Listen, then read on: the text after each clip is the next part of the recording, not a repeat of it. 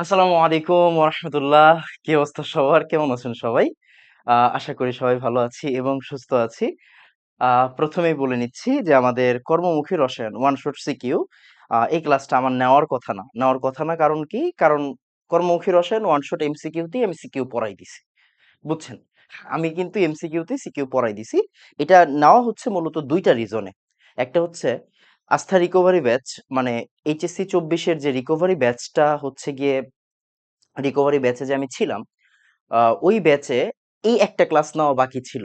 আমি ইচ্ছা করে নিই নাই। কারণ ১ ঘন্টার ক্লাস বা ৪০-৪৫ মিনিটের ক্লাস, এটা পরে নিবো। এইজন্য আসলে নিচ্ছি। নাম্বার 1 আর নাম্বার 2 হচ্ছে আমি যেহেতু নিচ্ছি তার মানে ভালো করেই নিবো, রাইট? আপনি বুঝতেই পারতেছেন। কিছু কথা একটু বলে নেই। সেটা হচ্ছে আপনারা জানেন যে হচ্ছে ভিনেগার থেকে প্রশ্ন আসবে, রাইট? তো আপনি ভিনেগার পড়ে গেলেন। ভিনেগার পড়াইতে হাইয়েস্ট গেলে ১০ মিনিট লাগবে, তাই না? আমি ক্লাসটা বড় করব না। এই ক্লাস হাইয়েস্ট গেলে ১ ঘন্টার ভিতরে আমি ক্লোজ করে দিব। ওকে? আচ্ছা, ভিনেগার থেকে প্রশ্ন আসবে এটা আপনি জানেন। জানার পরেও এখানে আমি এক্সট্রা কিছু জিনিস রাখছি। কি রাখছি বলেন তো? কৌটাজাতকরণের মূলনীতি, কৌটাজাতকরণের হচ্ছে গিয়ে প্রসেস, তারপরে মাছ মাংস কিভাবে কৌটাজাত করে, তারপর হচ্ছে গিয়ে আপনার সবজি কিভাবে কৌটাজাত করে, হ্যাঁ? তো এই যে আমাদের যে তারপরে ফুড প্রিজারভেটিভ এর মধ্যে যে পার্থক্যগুলা, তারপর হচ্ছে লবণ কিভাবে হচ্ছে খাদ্য প্রিজারভেটিভ হিসেবে ইউজ হয়, সরিষার তেল কিভাবে প্রিজারভেটিভ হিসেবে ইউজ হয়। একটা জিনিস খেয়াল করে দেখেন, আমাদের ২০২৩ সালের যে সিকিউ গুলো আছে এর ভিতরে একটা বোর্ডে এরকম করছে, খুব সম্ভবত বরিশাল বোর্ড, একটু পরে দেখবেন। বরিশাল বোর্ডে ওরা আপনার ভিনেগার থেকে প্রশ্ন দেয় নাই, প্রশ্ন দিছে সরিষার তেল আর লবণ থেকে।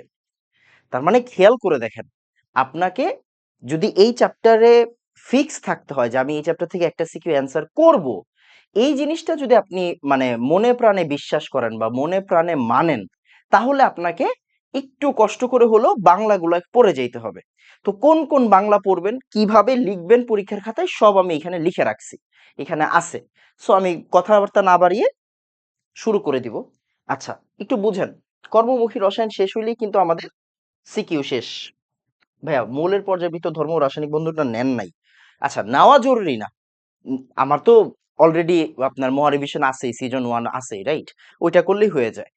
মৌলের পর্যাবৃত্ত ধর্ম ও রাসায়নিক বন্ধনটা হচ্ছে আহ আস্তে ধীরে নিব।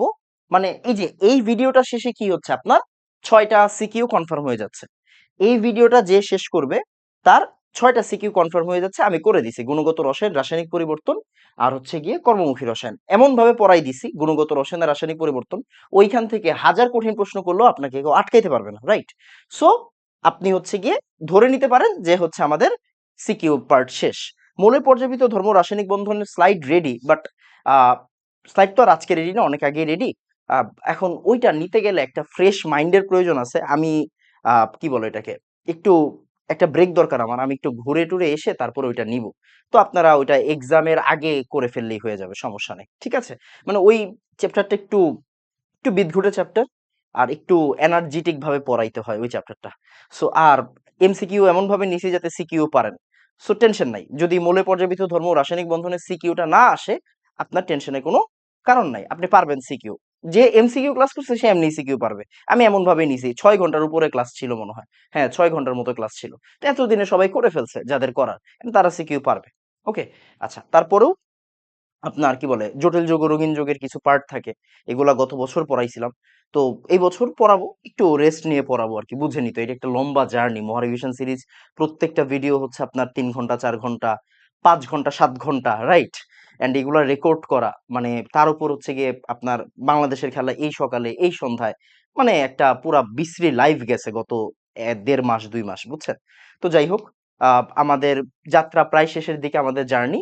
আর আপনারা যখন এক্সাম দেওয়া স্টার্ট করবেন, তার উপর আপনাদের এক্সামের কাহিনী, আল্লাহ আল্লাহ আকবার, আল্লাহ আকবার। আমি মাঝখান দিয়ে ভাবছিলাম আসলে এক্সামটা পিছাবে, তার মানে কি আমি একটু ধীরে সুস্থে শুট করি, বুঝছেন? তার মানে কি একটা অবস্থা।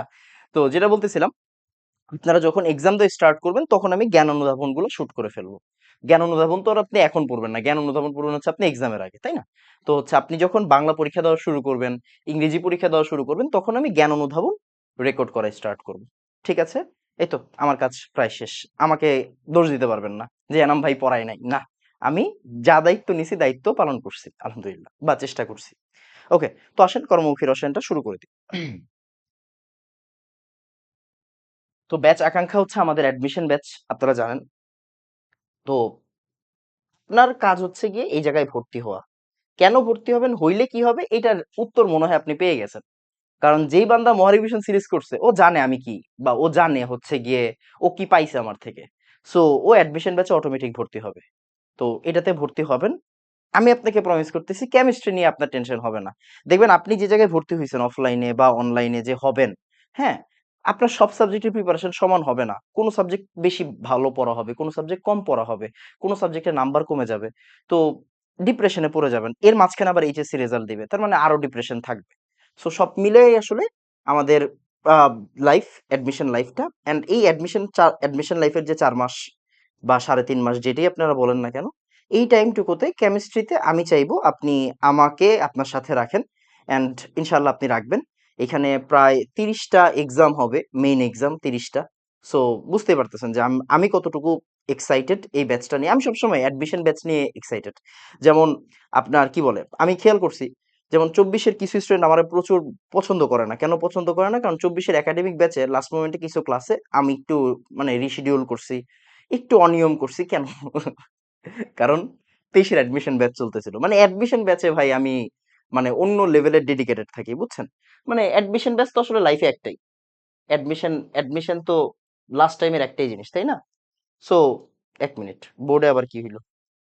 আচ্ছা, হয় মাঝে, মাঝে এরকম হয়। তো যেটা বলতেছিলাম, তো অ্যাডমিশন ব্যাচ অন্য লেভেলের একটা জায়গা। অ্যাডমিশন ব্যাচ মানে হচ্ছে গিয়ে আমার এটা দায়িত্ব।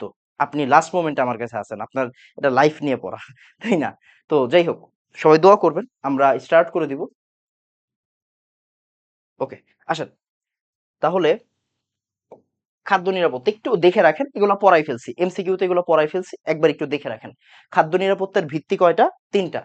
পর্যাপ্ত খাদ্য প্রাপ্তি, খাদ্য গ্রহণের সামর্থ্য, খাদ্যের সঠিক ব্যবহার, এমসিকিউতে আসে, এমসিকিউতে এগুলো পড়াইছি। আচ্ছা, ফাইন। তারপর খাদ্য নিরাপত্তার নিয়ামক সমূহ, বইয়ের 5টা নির্দেশনা আছে, সবগুলো রিডিং পড়তে হবে সুন্দর করে। দূষণমুক্ত খাদ্য, কাঁচা ও রান্না খাদ্য পৃথক করা, যথাযথ রান্না, খাদ্য সংরক্ষণ, নিরাপদ পানি। এই যে 5টা নির্দেশনা, এগুলো এমসিকিউতে আসবে, এগুলো সিকিউতে দেওয়ার কোনো চান্স নেই। আমি রাখছি কারণ নাইলে একদম ল্যাংটা ল্যাংটা লাগবে, মানে জাস্ট পড়াইয়া চলে যাবে এরকম লাগবে। তাই একটু মানে আপনার বেসিকটা একটু দেখাই নিচ্ছি, ওকে? আচ্ছা, তারপরে কি আছে? তারপরে খাদ্য নষ্ট হয় কয়টা কারণে? 3টা কারণে। খাদ্য নষ্ট হয় কয়টা কারণে? 3টা কারণে। একটা হচ্ছে জীবাণু দ্বারা সংক্রমণ, যেটার এগেইনস্টে কাজ করে কি? অ্যান্টি মাইক্রোবিয়াল, ওকে? তারপর এনজাইম বা উৎসেচকের প্রভাবে, মানে অক্সিজেনের উপস্থিতিতে যে খাদ্যটা নষ্ট হয়, এটার এগেইনস্টে কোন প্রিজারভেটিভ কাজ করে? Anti oxidant. আর ধাতব আয়নের প্রভাবে তেল বা চর্বিযুক্ত খাদ্য জারণ বিজারণ বিক্রিয়া, এটার এগেইনস্টে কাজ করে কে? Chelating agent. মানে এই যে আমার যে হচ্ছে কি আপনার কি বলে ওই, এগুলোর কি ধাতু বলে জানি, ভুলে গেলাম। আচ্ছা, যাই হোক, যেটাই বলুক, অবস্থান্তর ধাতু, হ্যাঁ। তো এই অবস্থান্তর ধাতুর প্রভাবে যে তেল চর্বির সাথে যে এরা বিক্রিয়া করে, এরা যে হচ্ছে কি আপনার জটিল যৌগ তৈরি করে, তো এটার এগেনস্টে কাজ করে হচ্ছে আমাদের কিলেটিং এজেন্ট, ওকে? আচ্ছা, ফাইন। তারপরে খাদ্যর উৎপাদন বৃদ্ধি, এই জায়গাটা অ্যাডমিশনের জন্য প্রচুর ইম্পর্টেন্ট, মেডিকেল অ্যাডমিশনের জন্য ফরজ একটা চ্যাপ্টার, মানে ফরজ একটা পেজ। যে নাইট্রোজেন যুক্ত সার কোনটা? Urea, ammonium nitrate, ammonium sulphate, এরা উদ্ভিদের বৃদ্ধির জন্য সহায়ক, এরা উদ্ভিদের বৃদ্ধি করে। আচ্ছা, ফসফরাস যুক্ত সারগুলা কি করে? ফসফরাস যুক্ত সারের আপনার উদাহরণগুলো লাগবে টিএসপি, মানে মনো ক্যালসিয়াম ডাইহাইড্রোজেন ফসফেট, তারপরে ক্যালসিয়াম ফসফেট, তারপর হচ্ছে গিয়ে অ্যামোনিয়াম হাইপোফসফেট, তারপর ডাই অ্যামোনিয়াম ফসফেট, ওকে? এগুলো হচ্ছে ফসফরাস যুক্ত সার। তারপরে পটাশিয়াম যুক্ত সার কোনটা? মিউরেট অফ পটাশ, মানে কেসিএল। তারপর হচ্ছে পটাশিয়াম নাইট্রেট, KNO3। এরা উদ্ভিদের ফুল ফল ধারণে সাহায্য করে, এরা উদ্ভিদের ফুল ফল ধারণে সাহায্য করে। তারপর হচ্ছে গিয়ে এই তো এগুলা হয়ে গেছে, তাই? তারপর প্রিজারভেটিভ, প্রিজারভেটিভ কয় ধরনের? 2 ধরনের। দেখেন, আমি বারবার করে বলতেছি, প্রশ্ন কিন্তু শুধু ভিনেগার থেকে আসবে না, কোনো না কোনো একটা বোর্ড বা 2টা বোর্ড কাহিনী করবে, 2টা বোর্ড কাহিনী করবে। হুট করে বলবে কি, কৃত্রিম প্রিজারভেটিভের সাথে ভিনেগারের পার্থক্য লেখো। ওমা, এটা কোনো প্রশ্ন? হ্যাঁ, এটাই প্রশ্ন, এটাই দিবে, তখন আপনি আটকে যাবেন, রিস্ক নেওয়া যাবে না, ওকে? তো প্রাকৃতিক প্রিজারভেটিভ কয় ধরনের? 2 ধরনের, প্রাকৃতিক আর একটা হচ্ছে কৃত্রিম। তো প্রাকৃতিক ফুড প্রিজারভেটিভ কারা? লবণ, ভিনেগার, অ্যালকোহল, চিনি। লবণ, ভিনেগার, অ্যালকোহল, চিনি। আচ্ছা, আর কৃত্রিম ফুড প্রিজারভেটিভের ভিতরে কি কি আছে? Antimicrobial, antioxidant, chelating agent. Antimicrobial, antioxidant আর কিলেটিং এজেন্ট। ওকে, তারপর আচ্ছা, এই জায়গায় এটা অ্যাডমিশনের জন্য লাগবে, এটা সিকিউর জন্য লাগবে না। একবার একটু দেখে রাখেন, একটু শুনে রাখেন যে ভাই প্রিজারভেটিভ মানে আমার যে এই যে অ্যান্টিমাইক্রোবায়াল, অ্যান্টিমাইক্রোবায়াল কোনগুলা? অ্যান্টিমাইক্রোবায়াল হচ্ছে এই যে দেখেন বেনজোইক অ্যাসিড বা সোডিয়াম বেনজোয়েট, সরবিক অ্যাসিড বা sodium sorbate, propanoate, potassium nitrate, carbon dioxide, methyl paraben, তারপর হচ্ছে পটাশিয়াম থায়োসালফেট। এই যে এগুলো হচ্ছে আমার অ্যান্টি মাইক্রোবায়াল। হ্যাঁ, এগুলো কি আমার অ্যান্টিমাইক্রোবায়াল। তো এগুলোর সর্বোচ্চ মাত্রা এমসিকিউ তে লাগবে না, মানে সিকিউ তে লাগবে না, এগুলো পড়াইছি, সো প্যারা নাই। জাস্ট নামগুলো জেনে রাখেন। তারপরে এই যে sodium benzoate, sodium sorbate, acetic acid প্রাকৃতিকের আন্ডারেই বেশিরভাগ পড়বে। প্রোপানয়েট, তারপরে হচ্ছে গিয়ে কি citric acid, sodium nitrate, sodium nitrite, এগুলা। এরপর কোটাজাতকরণ পদ্ধতিতে ক্যানিং হিসেবে ব্যবহৃত পদার্থ। আচ্ছা, এগুলো একটু পরে পড়াই, হ্যাঁ, কোটাজাত পদার্থের জিনিসটা পরে পড়াবো।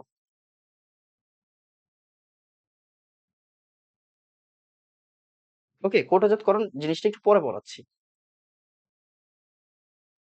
হুম,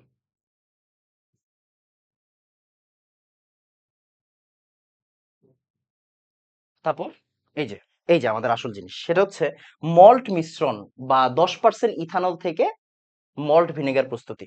আচ্ছা, প্রথমে একটু জিনিসটা বলে রাখি, এটাই আপনার পরীক্ষায় আসছে, তাই না? এটাই আপনার পরীক্ষায় আসতেছে, এটা আপনি জানেন। মানে এটাই যে আমার পরীক্ষায় ঘ নাম্বারে আসবে, এটা আমি জানি। তো এই জায়গায় এই যে এইটা আপনি একটু সুন্দর করে পড়বেন, মানে আমি পড়াইছি এটা, তারপর একটু আরেকবার পড়াচ্ছি। এ পদ্ধতিতে ব্যবহৃত কাঠের পিপার উপর ও নিচের দিকে দুইটা ছিদ্রযুক্ত তাক থাকে।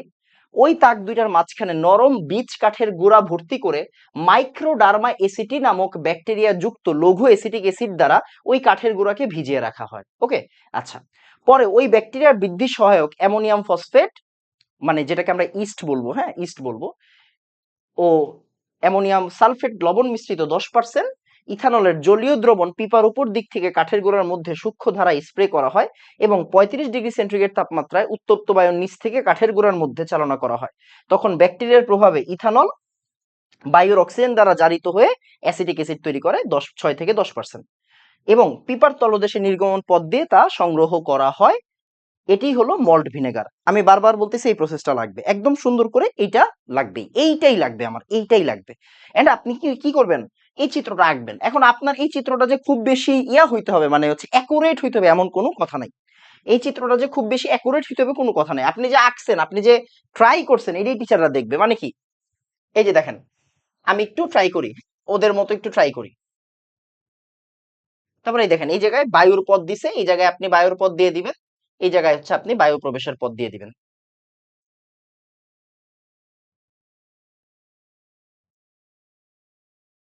ওকে, মোটামুটি আমার কাজ শেষ। তারপরে হচ্ছে জাস্ট এই যে এই জায়গাতে এই যে স্প্রে যে করা হয়, হ্যাঁ,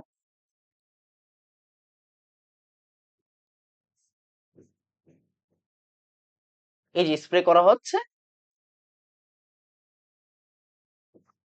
জাস্ট আপনি একটু ওই যে পাম দিয়ে দিবেন। মানে আপনি এই জায়গায় আপনার কিচ্ছু কাজ নাই, আপনি হচ্ছে জাস্ট একটা একটা শেপ দিয়ে দিবেন, মানে টিচারকে খুশি করার জন্য। টিচারকে খুশি করার জন্য একটা শেপ দিয়ে দিবেন। শেপ দিয়ে দিলে আপনার কি, আপনার কিন্তু এগুলো কিচ্ছু মানে এত মানে কি হতে হবে না, সূক্ষ্ম চিত্র হতে হবে না, জাস্ট দাগ দুগ দিয়ে দিবেন। দাগ দুগ দিয়ে এই যে বায়ু নির্গমনের পথ, তারপরে এই যে বায়ু নির্গমনের পথ, তারপরে এই যে বায়ু নির্গমনের পথ, এই দেখেন এই জায়গায় লেখা আছে বায়ু প্রবেশ পথ, হ্যাঁ, এদিক দিয়ে বায়ু প্রবেশ করে। তারপরে কি, এই যে সছিদ্র তাক, এই জায়গায় একটা তাক করে দিবেন, লিখবেন সছিদ্র তাক। আর এই যে এদিক দিয়ে যে হচ্ছে কি আপনার কি বলে, এদিক দিয়ে একটা কল দিয়ে দিবেন, কল দিয়ে লিখবেন হচ্ছে এদিক দিয়ে ভিনেগার পড়তেছে।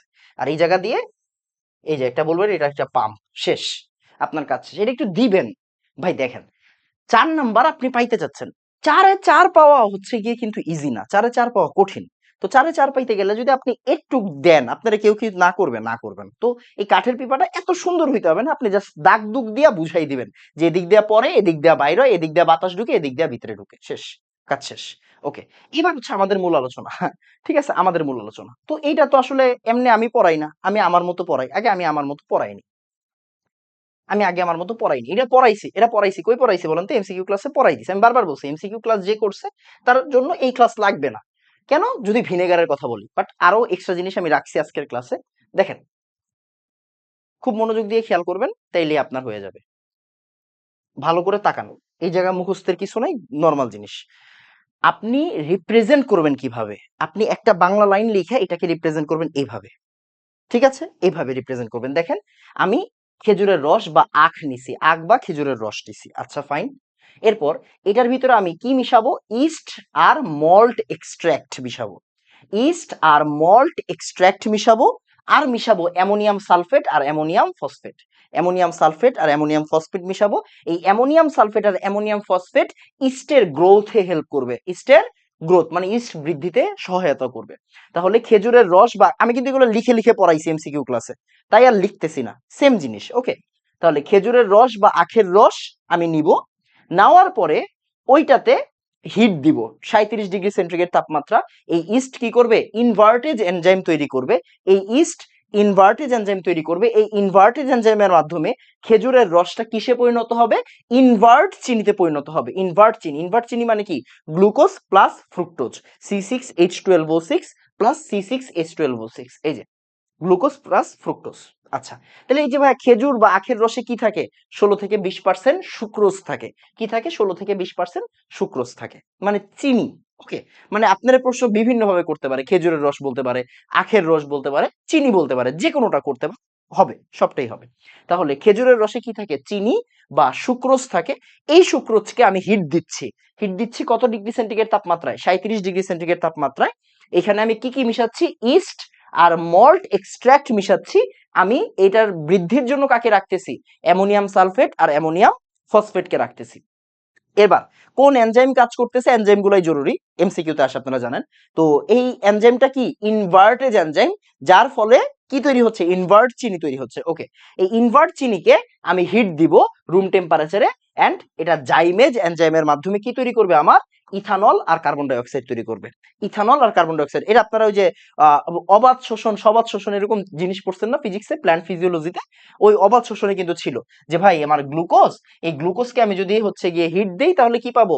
আমি ইথানল পাবো, 4 মোল ইথানল পাবো আর 4 মোল কার্বন ডাই অক্সাইড পাবো, 4 মোল ইথানল পাবো আর 4 মোল কার্বন ডাই অক্সাইড পাবো। এই জায়গায় যে ইথানলটা, ইথানল পাওয়া যায় 10%, এই 10% ইথানলকে বলা হয় মল্ট। 10% ইথানলকে কি বলা হয়? 10% ইথানলকে বলা হয় মল্ট। ক্লিয়ার? ওকে।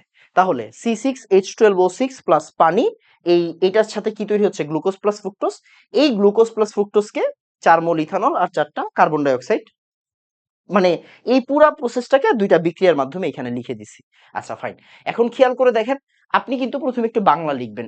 কি বাংলা লিখবেন? ওই যে যা বাংলা লেখা লিখে ফেলছেন, বাংলা লেখার ফাঁকে ফাঁকে এগুলো ঢুকাই দিবেন। এই দেখেন, এই জায়গায় লেখা আছে, এই যে প্রথমে এই যে এই জায়গায় যা যা লেখা আছে আমি তাই করছি। কিন্তু আপনি চেষ্টা করবেন ওই যে একটু ফ্লো চার্টের মাধ্যমে দেখাইতে, তাহলে টিচাররা খুশি হয়ে যাবে যে আরে না, ছেলেটা তো প্রিপারেশন নিয়ে আসছে এই চ্যাপ্টারের, জাস্ট পিছনে তাকায় লিখে ফেলতেছে না। ক্লিয়ার? ওকে।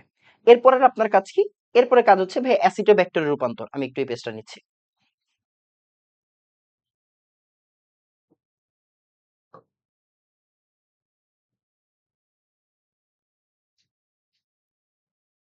এই যে অ্যাসিটোব্যাক্টরের রূপান্তর, মনোযোগ দিয়ে খেয়াল করেন, হ্যাঁ? তাহলে অ্যাসিটোব্যাক্টরের রূপান্তর কি হয় খেয়াল করেন। ওই যে একটু আগে আপনি কি পাইছেন? 10% ইথানল পাইছেন, দেখেন এই যে 10% ইথানল পাইছেন, তাই না? এই যে মল্ট, রাইট? এই 10% ইথানল, 10% ইথানল থেকে আপনি 400 ml এর মতো নিবেন। এই 10% ইথানল থেকে 400 ml নিয়ে ওকে একটা মাটির পাত্রে রাখবেন, মটকা মাটির পাত্রে রাখবেন। এন্ড এইখানে একটি স্তর তৈরি হবে। কি তৈরি হবে? স্তর তৈরি হবে। আপনি এখান থেকে পুরাটা না কিন্তু, এই জায়গা থেকে 400 ml নিবেন, 10% ইথানল 400 ml নিলাম, ওর একটা মাটির পাত্রে রাখলাম, ওইখানে একটা স্তর তৈরি হবে। এন্ড এইটাকেই আমরা কি বলি বলেন তো? অ্যাসিটোব্যাক্টর বলি। কি বলি? অ্যাসিটোব্যাক্টর। আচ্ছা, এন্ড খেয়াল করেন, এইটাকে আপনি এই যে অন্ধকারে রাখবেন 7 থেকে 10 দিন। কি রাখবেন? অন্ধকারে রাখবেন 7 থেকে 10 দিন। তাহলে এটা কি আরো পরিপক্ক হবে। এরপর এই 7 থেকে 10 দিন অন্ধকারে রাখলে কি হয়ে যাবে? এই জিনিসটা কি হয়ে যাবে? এই জিনিসটা একদম পরিপূর্ণ হচ্ছে গিয়ে ফাইনাল অ্যাসিডোব্যাক্টরে পরিণত হবে। আচ্ছা, এখন খেয়াল করেন, আমি কি পুরাটা 10% পুরাটা নিছিলাম না, এখান থেকে 400 ml নিছিলাম। 400 ml নিয়া 400 ml নিয়া ওরে অ্যাসিডোব্যাক্টরে পরিণত করছি। এই অ্যাসিডোব্যাক্টরটাকে এবার কি করব? আবার ওই যে আমি যে 10% থেকে নিছিলাম না, ওইটার ভিতরে ঢালবো। ঢাললে কি হবে? ঢাললে কি হবে? এই যে এই জায়গায় দেখেন, ঢাললে কি হচ্ছে? এখন পাস্তুরীকরণ, এই যে মানে জারণ হবে, তাহলে CH3 CH2OH ও জারণ হচ্ছে অ্যাসিটোব্যাক্টেরিয়ার মাধ্যমে, এন্ড ও কি তৈরি করতেছে, আমার ফাইনাল অ্যাসিটিক অ্যাসিড বা 6 থেকে 10% অ্যাসিটিক অ্যাসিড তৈরি করতেছে। এন্ড এই ফাইনাল 6 থেকে 10% অ্যাসিটিক অ্যাসিডের ভিতরে কি থাকবে, জীবাণু থাকবে। ওরেই আমি 80 ডিগ্রি সেন্টিগ্রেডে যখন হিট দিব, তখন এটা কি হবে, উইদাউট জীবাণুর আমার অ্যাসিটিক অ্যাসিডে তৈরি হবে। এটাই আমরা বলি হচ্ছে পাস্তুরীকরণ। তার মানে 3টা স্টেপে দিবেন। প্রথমে দিবেন অ্যালকোহল তৈরি মানে খেজুরের রস বা আখের রস বা চিনি, এটার সাথে ইনভার্টেজ এনজাইম 37 ডিগ্রি সেন্টিগ্রেড তাপমাত্রায় গ্লুকোজ প্লাস ফ্রুক্টোজ তৈরি করতেছে। এই গ্লুকোজ প্লাস ফ্রুক্টোজ থেকে জাইমেজ এনজাইমের মাধ্যমে ইথানল তৈরি হচ্ছে। এই ইথানলটা অ্যাসিটোব্যাক্টর অ্যাসিটোব্যাক্টরের সাহায্যে জারিত হয়ে ইথানোয়িক অ্যাসিড তৈরি করতেছে। ওই ইথানোয়িক অ্যাসিডকে আমি পাস্তুরীকরণ করে আমার ফ্রেশ ইথানোয়িক অ্যাসিড বানাচ্ছি, শেষ, আমার প্রসেস শেষ। এইভাবে যদি আপনি লেখেন পরীক্ষায় নাম্বার পাবেন বেশি। হ্যাঁ, মানে আপনারা দেখেই 3 দিয়ে দিবে, আপনারা আর এত কিছু পড়বে না। ঠিক আছে, এই জিনিসটাই কিন্তু আসলে এই যে এই জায়গায় লেখা আছে। এই যে দেখেন, ইথানল 10%, মাইক্রোডার্মা এসিটি, CH3COOH আর পানি। ক্লিয়ার বাবা? ওকে। এরপরে এরপরে এই যে এবার দেখেন প্রশ্নগুলো একটু দেখে ফেলেন। এই যে প্রশ্নগুলো একটু দেখে ফেলেন। প্রশ্নগুলো এবার একটু দেখে ফেলেন। মানে গ নাম্বার, ঢাকা বোর্ড 23, এই যে দেখেন সিকিউ শুরু, ঢাকা বোর্ড 23 কি দিছে, উদ্দীপকের এম যৌগটির উৎপাদন পদ্ধতি বর্ণনা করো। এম যৌগ মানে কি, এই দেখেন একটু ভালো করে তাকান তো, চিনেন কিনা। সুক্রোজ প্লাস পানি, ইনভার্টেজ এনজাইমের মাধ্যমে কি হবে, এটা গ্লুকোজ প্লাস ফ্রুক্টোজ।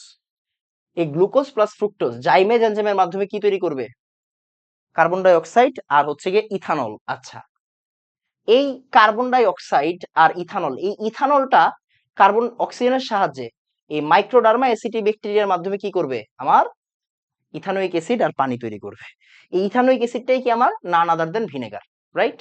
আপনাকে কি বলছে, এম যৌগটির উৎপাদন পদ্ধতি বর্ণনা করো, মানে এতক্ষণ যা শিখাইলাম তাই বলছে। ক্লিয়ার? ওকে। এরপর আবার দেখেন, কুমিল্লা বোর্ড 23 আসছে, খেজুরের রস। বলছি বারবার, একবার চিনি দিবে, একবার খেজুরের রস দিবে, একবার আখের রস দিবে।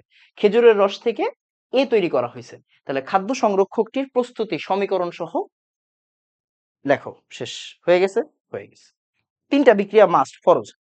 তারপরে এই দেখেন এটা কি, এটা হচ্ছে সুক্রোজ, পানি, ইনভার্টেজ এনজাইমের মাধ্যমে কি তৈরি করা হইলো এখানে, আমার কি এটা কি, এটা হচ্ছে আমার গ্লুকোজ। গ্লুকোজকে জাইমেজ এনজাইমের মাধ্যমে কি করা হয়েছে এখানে, ইথানল। এই ইথানলকে পরবর্তীতে অক্সিজেনের সাহায্যে কি করা হয়েছে, ইথানোয়িক অ্যাসিড করা হয়েছে। উদ্দীপকের আলোকে আখের রস থেকে সি সি মানে কি আমার ইথানোয়িক অ্যাসিড বা ভিনেগার উৎপাদন প্রক্রিয়ার মূলনীতি ব্যাখ্যা করো।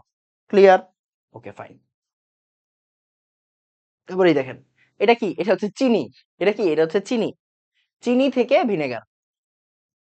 ভিনেগার 1 নং হতে 2 নং নমুনা প্রস্তুতির সমীকরণ ব্যাখ্যা করো। চিনি থেকে ভিনেগার, ওকে, ফাইন। এরপর আখের রস থেকে খাদ্য আপনার খাদ্য সংরক্ষণটির প্রস্তুতি, গ নাম্বার, এগুলো কিন্তু গ নাম্বার। তারপর উদ্দীপকের আলোকে এই দেখেন, আখের রস থেকে আমার কি, আমার সি বা খাদ্য সংরক্ষক মানে ভিনেগার। শেষ, কাজ শেষ। এরপর দেখেন আবার, ই কি খাদ্য সংরক্ষক, কার থেকে তৈরি হয়েছে, খেজুরের রস থেকে, তার মানে কি ভিনেগারের উৎপাদন। ওকে, ফাইন। কিউ উৎপাদন প্রক্রিয়া, কিউ মানে কি, এই যে দেখেন, কিউ মানে কি আমার ইথানল, ওই যে সুক্রোজ থেকে স্টার্ট হয়েছে। ওকে, ফাইন। ওকে ওকে ওকে ওকে, এটা কি,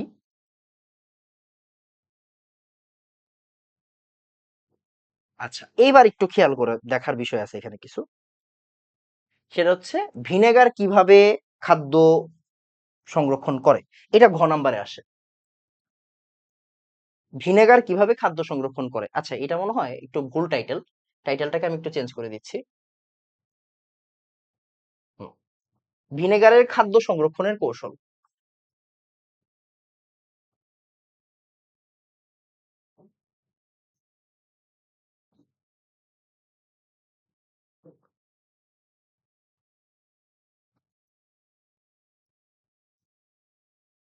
ভিনেগারের খাদ্য সংরক্ষণ কৌশল। ওকে, ভিনেগারের খাদ্য সংরক্ষণের কৌশল। ওকে, একটু দেখেন, ভিনেগার এখানে কি দেওয়া আছে আপনি জানেন, অ্যাসিটিক অ্যাসিডের 6 থেকে 10% জলীয় দ্রবণকে বলা হয় ভিনেগার, বাকিটা কিন্তু পানি। বাকিটা কিন্তু পানি। একটা এমসিকিউতে আসছিল, রাইট? ওকে। এবার এর পিএইচ এর মান 4.74, তাই পিএইচ অম্লীয় মাধ্যমে ব্যাকটেরিয়া জন্মাতে পারে না। 4.74 যে পিএইচ মানে কি অ্যাসিডিক পার্ট, রাইট? তাহলে অম্লীয় মাধ্যমে ব্যাকটেরিয়া জন্মাতে পারে না। অ্যাসিটিক অ্যাসিডের জীবাণু ধ্বংসকরণ প্রক্রিয়া এই অম্লীয় পরিবেশের উপর নির্ভর করে। তাই প্রিজারভেটিভ রূপে মাত্র 3% অ্যাসিটিক অ্যাসিড, মাত্র 3% অ্যাসিটিক অ্যাসিড ও 4% অ্যাসিটিক অ্যাসিডের লবণের মিশ্রণে মাইক্রো অর্গানিজম গুলো কি করে, মারা যায় অথবা এদের বৃদ্ধি ব্যাহত হয়। ওকে, এদের বৃদ্ধি বাধাপ্রাপ্ত হয়। মানে কি, ভিনেগার কি করতেছে, ভিনেগার আপনার খাবারে যে ব্যাকটেরিয়া গুলা জন্মাচ্ছে এই ব্যাকটেরিয়া গুলাকে জন্মাতে দিচ্ছে না। কেন?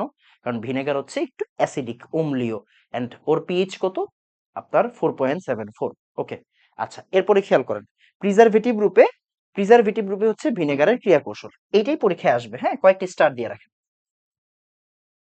সকল খাদ্যদ্রব্যকে ব্যাকটেরিয়া নিজেদের খাবার গ্রহণ করে, দেখেন সকল খাদ্যদ্রব্যকে ব্যাকটেরিয়া নিজেদের খাবার গ্রহণ করে এবং বংশ বিস্তার ঘটায়। ওকে, এর ফলে আমাদের খাদ্যের পচন শুরু হয়। Common sense. সব ধরনের প্রিজারভেটিভের কৌশল হলো ক্ষতিকর ব্যাকটেরিয়া আক্রমণ হতে খাদ্যদ্রব্যকে রক্ষা করা। আচ্ছা, এক্ষেত্রে সামান্য মৃদু অ্যাসিড যেমন ভিনেগার বা অম্লীয় লবণ ব্যবহার করে খাদ্যের পিএইচ এর মান যত কম রাখা হয় ব্যাকটেরিয়া বাঁচতে তত কষ্ট হয়। ওই ক্ষতিকর ব্যাকটেরিয়া বংশবিস্তার হ্রাস করানো যায়। অর্থাৎ সামান্য H+ এর উপস্থিতিতে ক্ষতিকর ব্যাকটেরিয়া বেঁচে থাকতে পারে না। তাই খাদ্য সংরক্ষণে প্রিজারভেটিভ রূপে ভিনেগারের গুরুত্ব রয়েছে। যেমন ভিনেগার যা প্রধানত অ্যাসিটিক অ্যাসিড রূপে নিম্নরূপে ক্রিয়া করে, এই ক্রিয়াটাই জরুরি, এই ক্রিয়াটা এইভাবে লিখে দিতে হবে। ইথানোয়িক অ্যাসিড বিয়োজিত হয়ে CH3COO- আর H+ তৈরি করতেছে। এই H+টা জীবন্ত ব্যাকটেরিয়ার সাথে বিক্রিয়া করে মৃত বা নিষ্ক্রিয় ব্যাকটেরিয়া তৈরি করতেছে। ক্লিয়ার? ওকে, ডান। এখন শুধু একটু দিলে ভাই লাভ নেই, সোজা বাংলা কথা। শুধু একটু দিলে লাভ নেই ভাইয়া, তাইলে কি করব? খাদ্য সংরক্ষণে ভিনেগারের গুরুত্ব একবারে পড়ে ফেলেন। একটা হচ্ছে কিভাবে খাদ্য সংরক্ষণ করে, একটা হচ্ছে কিভাবে মানে খাদ্য সংরক্ষণে ওর গুরুত্ব কতটুকু, দুইটাই পরীক্ষায় আসে ঘ নাম্বারে। কয় নাম্বারের জন্য? 4 নাম্বারের জন্য। একটু দেখেন, আমি একটু পরে আপনাদের জন্য সহজ করে দিব, পয়েন্ট করে দিব। দেখেন, তাহলে ভিনেগারের সহজলভ্য ও নির্দোষ একটি ভিনেগার হচ্ছে সহজলভ্য ও নির্দোষ একটি প্রিজারভেটিভ, পার্শ্ব প্রতিক্রিয়া নাই। তাহলে ভিনেগারের পিএইচ এর মান 4.74 হয় অম্লীয় পরিবেশে প্যাথোজেনিক ব্যাকটেরিয়া জন্মাতে পারে না এবং এদের বৃদ্ধিতে বাধা পায়। তাই মাছ, মাংস, শাকসবজি সংরক্ষণে ভিনেগার ব্যবহৃত হয়। ওকে, এবার ভিনেগার স্বাদে তৃপ্তিকর অম্ল স্বাদযুক্ত হওয়ায় বিভিন্ন ফলের আচার সংরক্ষণে সুপের স্বাদ বৃদ্ধি করতে, এগুলো খুবই সুন্দর করে মনে রাখতে হবে। ভাই আপনার টপিকই একটা আছে, এগুলো যদি মনে না রাখতে পারেন সমস্যা। তার মানে সুন্দর করে খাতা নেন, নোট করেন। কি? আচার সংরক্ষণে, সুপের স্বাদ বৃদ্ধিতে, মাছ মাংস রান্নার কাজে ব্যবহার করা হয়। ভিনেগারের সংস্পর্শে প্রোটিন অণুতে এটা একটু পরে দেখাচ্ছি, প্রোটিন অণুতে বিয়োজন সহজে ঘটে। তাই মাছ মাংস রান্নায় ভিনেগার সুফলদায়ক ভূমিকা রাখে। সালাদ তৈরিতে ভিনেগার ব্যবহার করা হয়। ওকে, ফাইন। এরপর অ্যাসিড মাধ্যমে পিকলিং বা আচার তৈরিতে ভিনেগারের গুরুত্ব সবচাইতে বেশি। পেঁয়াজ, রসুন, পেঁয়াজ, বাবারে বাবা, আমার যে টাইপিস্ট সুন্দর করছে, পেঁয়াজ। আচ্ছা, এই পেঁয়াজ, রসুন, কাঁচামরিচ, শীতের বিভিন্ন সবজি, মাংস প্রভৃতিতে ভিনেগারে ডুবিয়ে রাখা হয়। তার মানে কি, শাকসবজি সংরক্ষণেও ভিনেগারের গুরুত্ব আছে। তারপরে তাপ ফুটিয়ে নিলে বিভিন্ন অণুজীব বা ব্যাকটেরিয়া মারা যায়। এই অবস্থায় খাদ্য সংরক্ষণ অনেক বেশি ইফেক্টিভ হয়। আচ্ছা, চাটনির মতো রেসিমোস নামক বিভিন্ন মিশ্র সবজি থেকে মুখরোচক খাদ্য তৈরি করা যায়। এন্ড যেমন ফুলকপি, মূলা, শালগম, গাজর, বরবটি, এগুলা দিয়ে সবজিকে টুকরো করে চিনি, লবণ, ভিনেগার সহ ফুটিয়ে নিলে রেসিমোস তৈরি হয়। এন্ড এই রেসিমোস, এটা কিন্তু একটা পয়েন্ট হতে পারে, রাইট?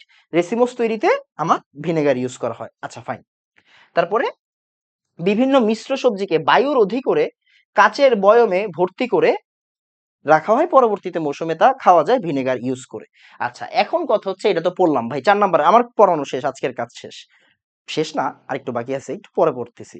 এখন খেয়াল করে দেখেন, এখানে কথা হচ্ছে ভিনেগার কিভাবে খাদ্য সংরক্ষক হিসেবে ব্যবহার করা হয় আর খাদ্য সংরক্ষণে ভিনেগারের গুরুত্ব, এই দুইটা প্রশ্ন আপনার ঘ নাম্বারে আসে। কয় নাম্বারে আসে? ঘ নাম্বারে আসে। ওকে, ফাইন। এখন আমি এই জায়গায় একটা প্রশ্ন রাখছি, বিশাল বড় একটা প্রশ্ন রাখছি, সুন্দর জিনিস দেখেন।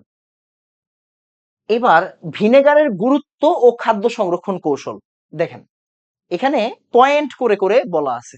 পয়েন্ট কি কি দেওয়া আছে দেখেন। শাক সবজি সংরক্ষণে ভিনেগার, মানে আপনি এতক্ষণ যা যা পড়ছেন ওইটাকে পয়েন্ট করে ফেলেন। শাক সবজি সংরক্ষণে ভিনেগার, এই যে এই জায়গায় আপনার কিছু এক্সট্রা ইনফরমেশন আছে। দেখেন, দেশের সর্বত্র সব ধরনের শাকসবজি পাওয়া যায় না এবং এটি দ্রুত পচনশীল। তাই শাকসবজি সংরক্ষণ করে সব পর্যায়ের মানুষের কাছে পৌঁছে দেওয়া আজকের সময়ের দাবি। বাবারে বাবা! আচ্ছা, ভিনেগারে শাকসবজি সংরক্ষণ করলে এটি শাকসবজির বর্ণ, পুষ্টি, ভিটামিন অক্ষুণ্ণ রাখে। ভিনেগার শাকসবজি ব্লা ব্লা ব্লা ব্লা, মানে ভিনেগার, সব ভিনেগার। মানে মনে করেন হচ্ছে গিয়ে একটা চামচা তার নেতার প্রশংসা করতেছে, মানে দুনিয়ার যত ভালো কাম ওই নেতাই করতেছে, ঠিক আছে? তো আপনি এখন চামচা আর আপনার নেতার নাম হচ্ছে ভিনেগার। আপনি জীবনে যত প্রশংসা আছে ভিনেগারের নামে আজকেই করে ফেলেন, ঠিক আছে? তাইলে আপনি নাম্বার পেয়ে যাবেন। এরপরে দেখেন কি দিছে, ফল সংরক্ষণে ভিনেগার। আহারে আহারে!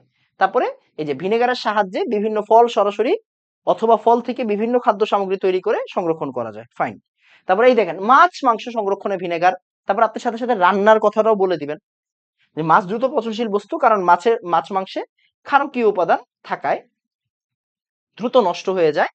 ভিনেগারের সাহায্যে এদের সংরক্ষণ করলে এরা সহজে নষ্ট হয় না, খুব সহজে ভিনেগারে মাংস সংরক্ষণ করে দীর্ঘ সময় পর্যন্ত ব্যবহার করা যায়। এক্ষেত্রে এক টুকরা কাপড়কে প্রথমে ভিনেগারে ভিজিয়ে তারপর কাপড় দিয়ে মাংসকে মুড়িয়ে রেখে দিলে মাংস দীর্ঘ সময় ধরে ভালো থাকে। তারপরে খাদ্যের ব্যাকটেরিয়া ও এই দেখেন পয়েন্ট, দেখেন পয়েন্ট দেখেন, খাদ্যের ব্যাকটেরিয়া ও বিষাক্ত বস্তুর ধ্বংসে ভিনেগার। বাবারে বাবা! এটা পুরো প্রতিবেদন লিখে ফেলছে ভিনেগার নিয়ে, ঠিক আছে? ওকে, ফাইন। আমার তো দরকার ভাই প্রতিবেদনই, তাই না? আমার তো দরকার প্রতিবেদন। আমার দরকার কি? আমার দরকার হচ্ছে প্রতিবেদন। ওকে, ফাইন। এরপর একটু খেয়াল করে দেখেন, হ্যাঁ? এবার কি দিছে? খাদ্যদ্রব্য সাধারণত ব্যাকটেরিয়া, ইস্ট, মোল্ড দ্বারা আক্রান্ত ও বিষাক্ত হয়ে নষ্ট করে ফেলে খাবার, এন্ড আমাদের রোগ প্রতিরোধে গ্যাঞ্জাম করে, ভিনেগার ওটাকে প্রতিরোধ করে, ফাইন। তারপরে দেখেন কি দিছে, অণুজীবের আক্রমণে গুণাগুণ নষ্ট হয়। আচ্ছা, এটা কিভাবে কাজ করে ওটা পরে। তাহলে দেখেন, আপনি যে মাত্র যেগুলো পড়লেন, আপনি এখানে কয়টা জিনিস পাইলেন? 4টা জিনিস। শাকসবজি সংরক্ষণে ভিনেগার, আচ্ছা, ফল সংরক্ষণে ভিনেগার, মাছ মাংস সংরক্ষণে ভিনেগার, তারপরে খাদ্য ব্যাকটেরিয়া ও বিষাক্ত বস্তুর ধ্বংসে ভিনেগার। এরপরে আপনি কি করবেন? আরো কিছু পয়েন্ট বানান। কি কি পাইলাম আমরা? কি কি পাইছি?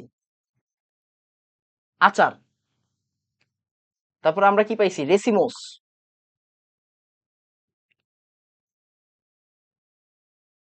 তারপরে আমরা কি পাইছি? রান্না, মাছ মাংস রান্নাতে এটা ব্যবহার করা হয়। এই যে আরো 3টা পয়েন্ট। মানে কি, আপনি ওই যে ছোটবেলায় আমরা বাংলা বাংলা পরীক্ষা দিতাম না, বাংলা সেকেন্ড পেপার, আপনারা তো দিবেন মনে হয় সামনে, তাই না? রচনার আমরা পিছন থেকে ফ্রেন্ডরে কি জিজ্ঞাসা করতাম?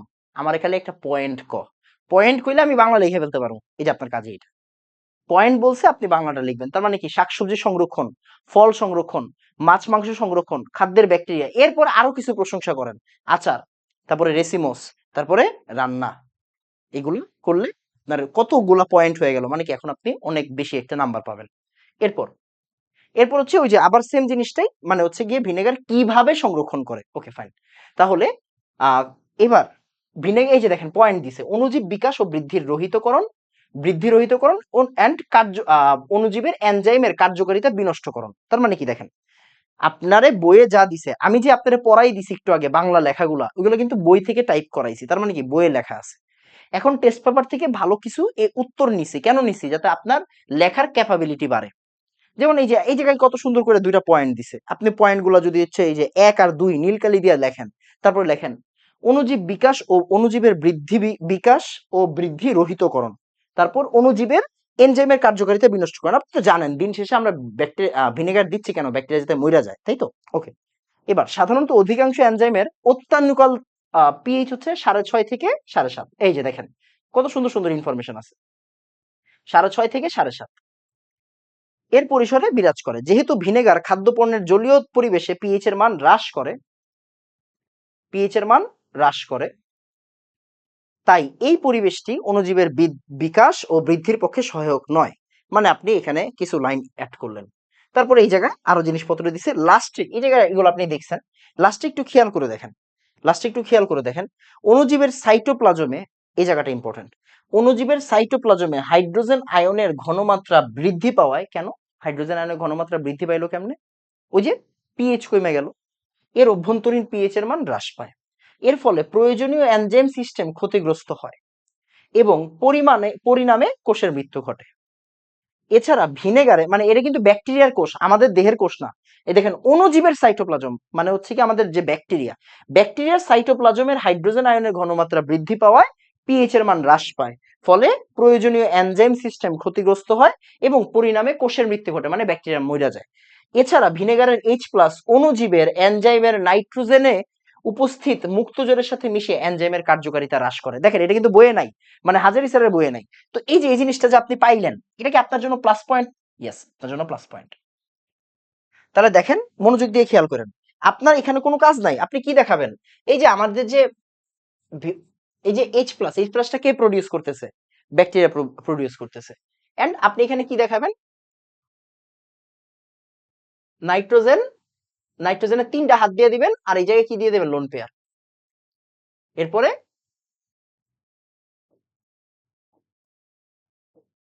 জাস্ট এই যে দিলেন সন্নিবেশ সমযোজী বন্ধন, মনে আছে? নাইট্রোজেন লোন পেয়ার দিয়ে সন্নিবেশ সমযোজী বন্ধনের মাধ্যমে H+ এর সাথে যুক্ত থাকে। তাহলে এই যে দেখেন, নাইট্রোজেনের 3টা হাত H+ এর সাথে দিলে শেষ। এই জিনিসটা জাস্ট একটু দেখাই দিবেন। দেখাই দিলে কি হচ্ছে, আপনি এইটা দিয়ে ব্যাখ্যা কি দিলেন? ব্যাখ্যা দিলেন যে অণুজীবের এনজাইমের কার্যকারিতা নষ্ট হয় কেমনে? এই যে এইভাবে আমাদের যে ব্যাকটেরিয়া, ভিনেগারটা যে আপনার ব্যাকটেরিয়া নষ্ট করে দেয়, ব্যাকটেরিয়া বাঁচতে দেয় না। কেন বাঁচতে দেয় না? এই যে এইভাবে বাঁচতে দেয়। ঠিক আছে? তার মানে দেখেন, যখনই আপনাকে প্রশ্ন করবে যে খাদ্য সংরক্ষণ কৌশল, এই যে খাদ্য সংরক্ষণ কৌশলে এই যে এরকম পয়েন্ট ইউজ করবেন, এরকম পয়েন্ট ইউজ করবেন, তারপরে এই যে অণুজীবের পার্টটাও দেখাই দিবেন। তার মানে আমি এই জিনিসটাকে, এই যে এই পেজটাকে আমি একটু এই জায়গায় নিয়ে যাই। হুম।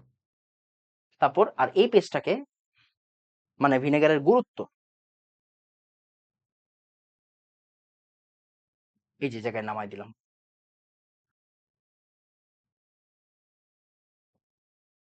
এটাও একটু ভুল টাইটেল।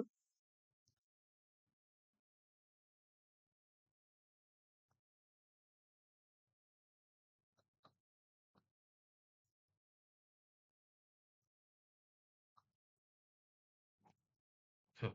দেখেন তো ভিনেগারের ব্যবহার, এই যে খাদ্য সংরক্ষণের কৌশল,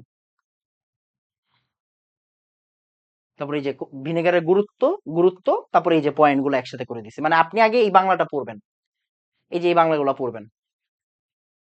স্বাদে তৃপ্তিকর, আচার সংরক্ষণে, স্যুপের স্বাদ বৃদ্ধিতে, মাছ মাংস রান্নার কাজে, তারপর হচ্ছে সালাদ তৈরিতে। ওকে, এই যে মানে প্রত্যেকটা পয়েন্ট একসাথে করে ফেলেন, প্রত্যেকটা পয়েন্ট। মানে এই যে রান্না, তারপরে সালাদ তৈরি, ওকে সালাদ তৈরি, তারপরে স্যুপ। স্যুপ যদিও আসলে আপনার কি বলে আলাদা কোনো পয়েন্ট না, তারপরেও আপনি কি পয়েন্ট গুলো এখন লেখেন, আপনি তো এটা পুরোটা নোট করবেন না, আপনি পয়েন্ট গুলো লেখেন। পয়েন্ট গুলো লিখলে কি হবে, আপনি পরীক্ষার হলে লিখে দিয়ে আসতে পারবেন, শেষ, আপনি নাম্বার বেশি পাবেন। এবার আসেন প্রশ্নগুলো দেখি। এই যে এম যৌগটি ঢাকা বোর্ডে আসছে, এম যৌগটি খাদ্য সংরক্ষণে ভূমিকা রাখে কিনা, মানে কি ভিনেগার খাদ্য সংরক্ষণে ভূমিকা রাখে কিনা, গুরুত্ব, এটা কিন্তু গুরুত্ব।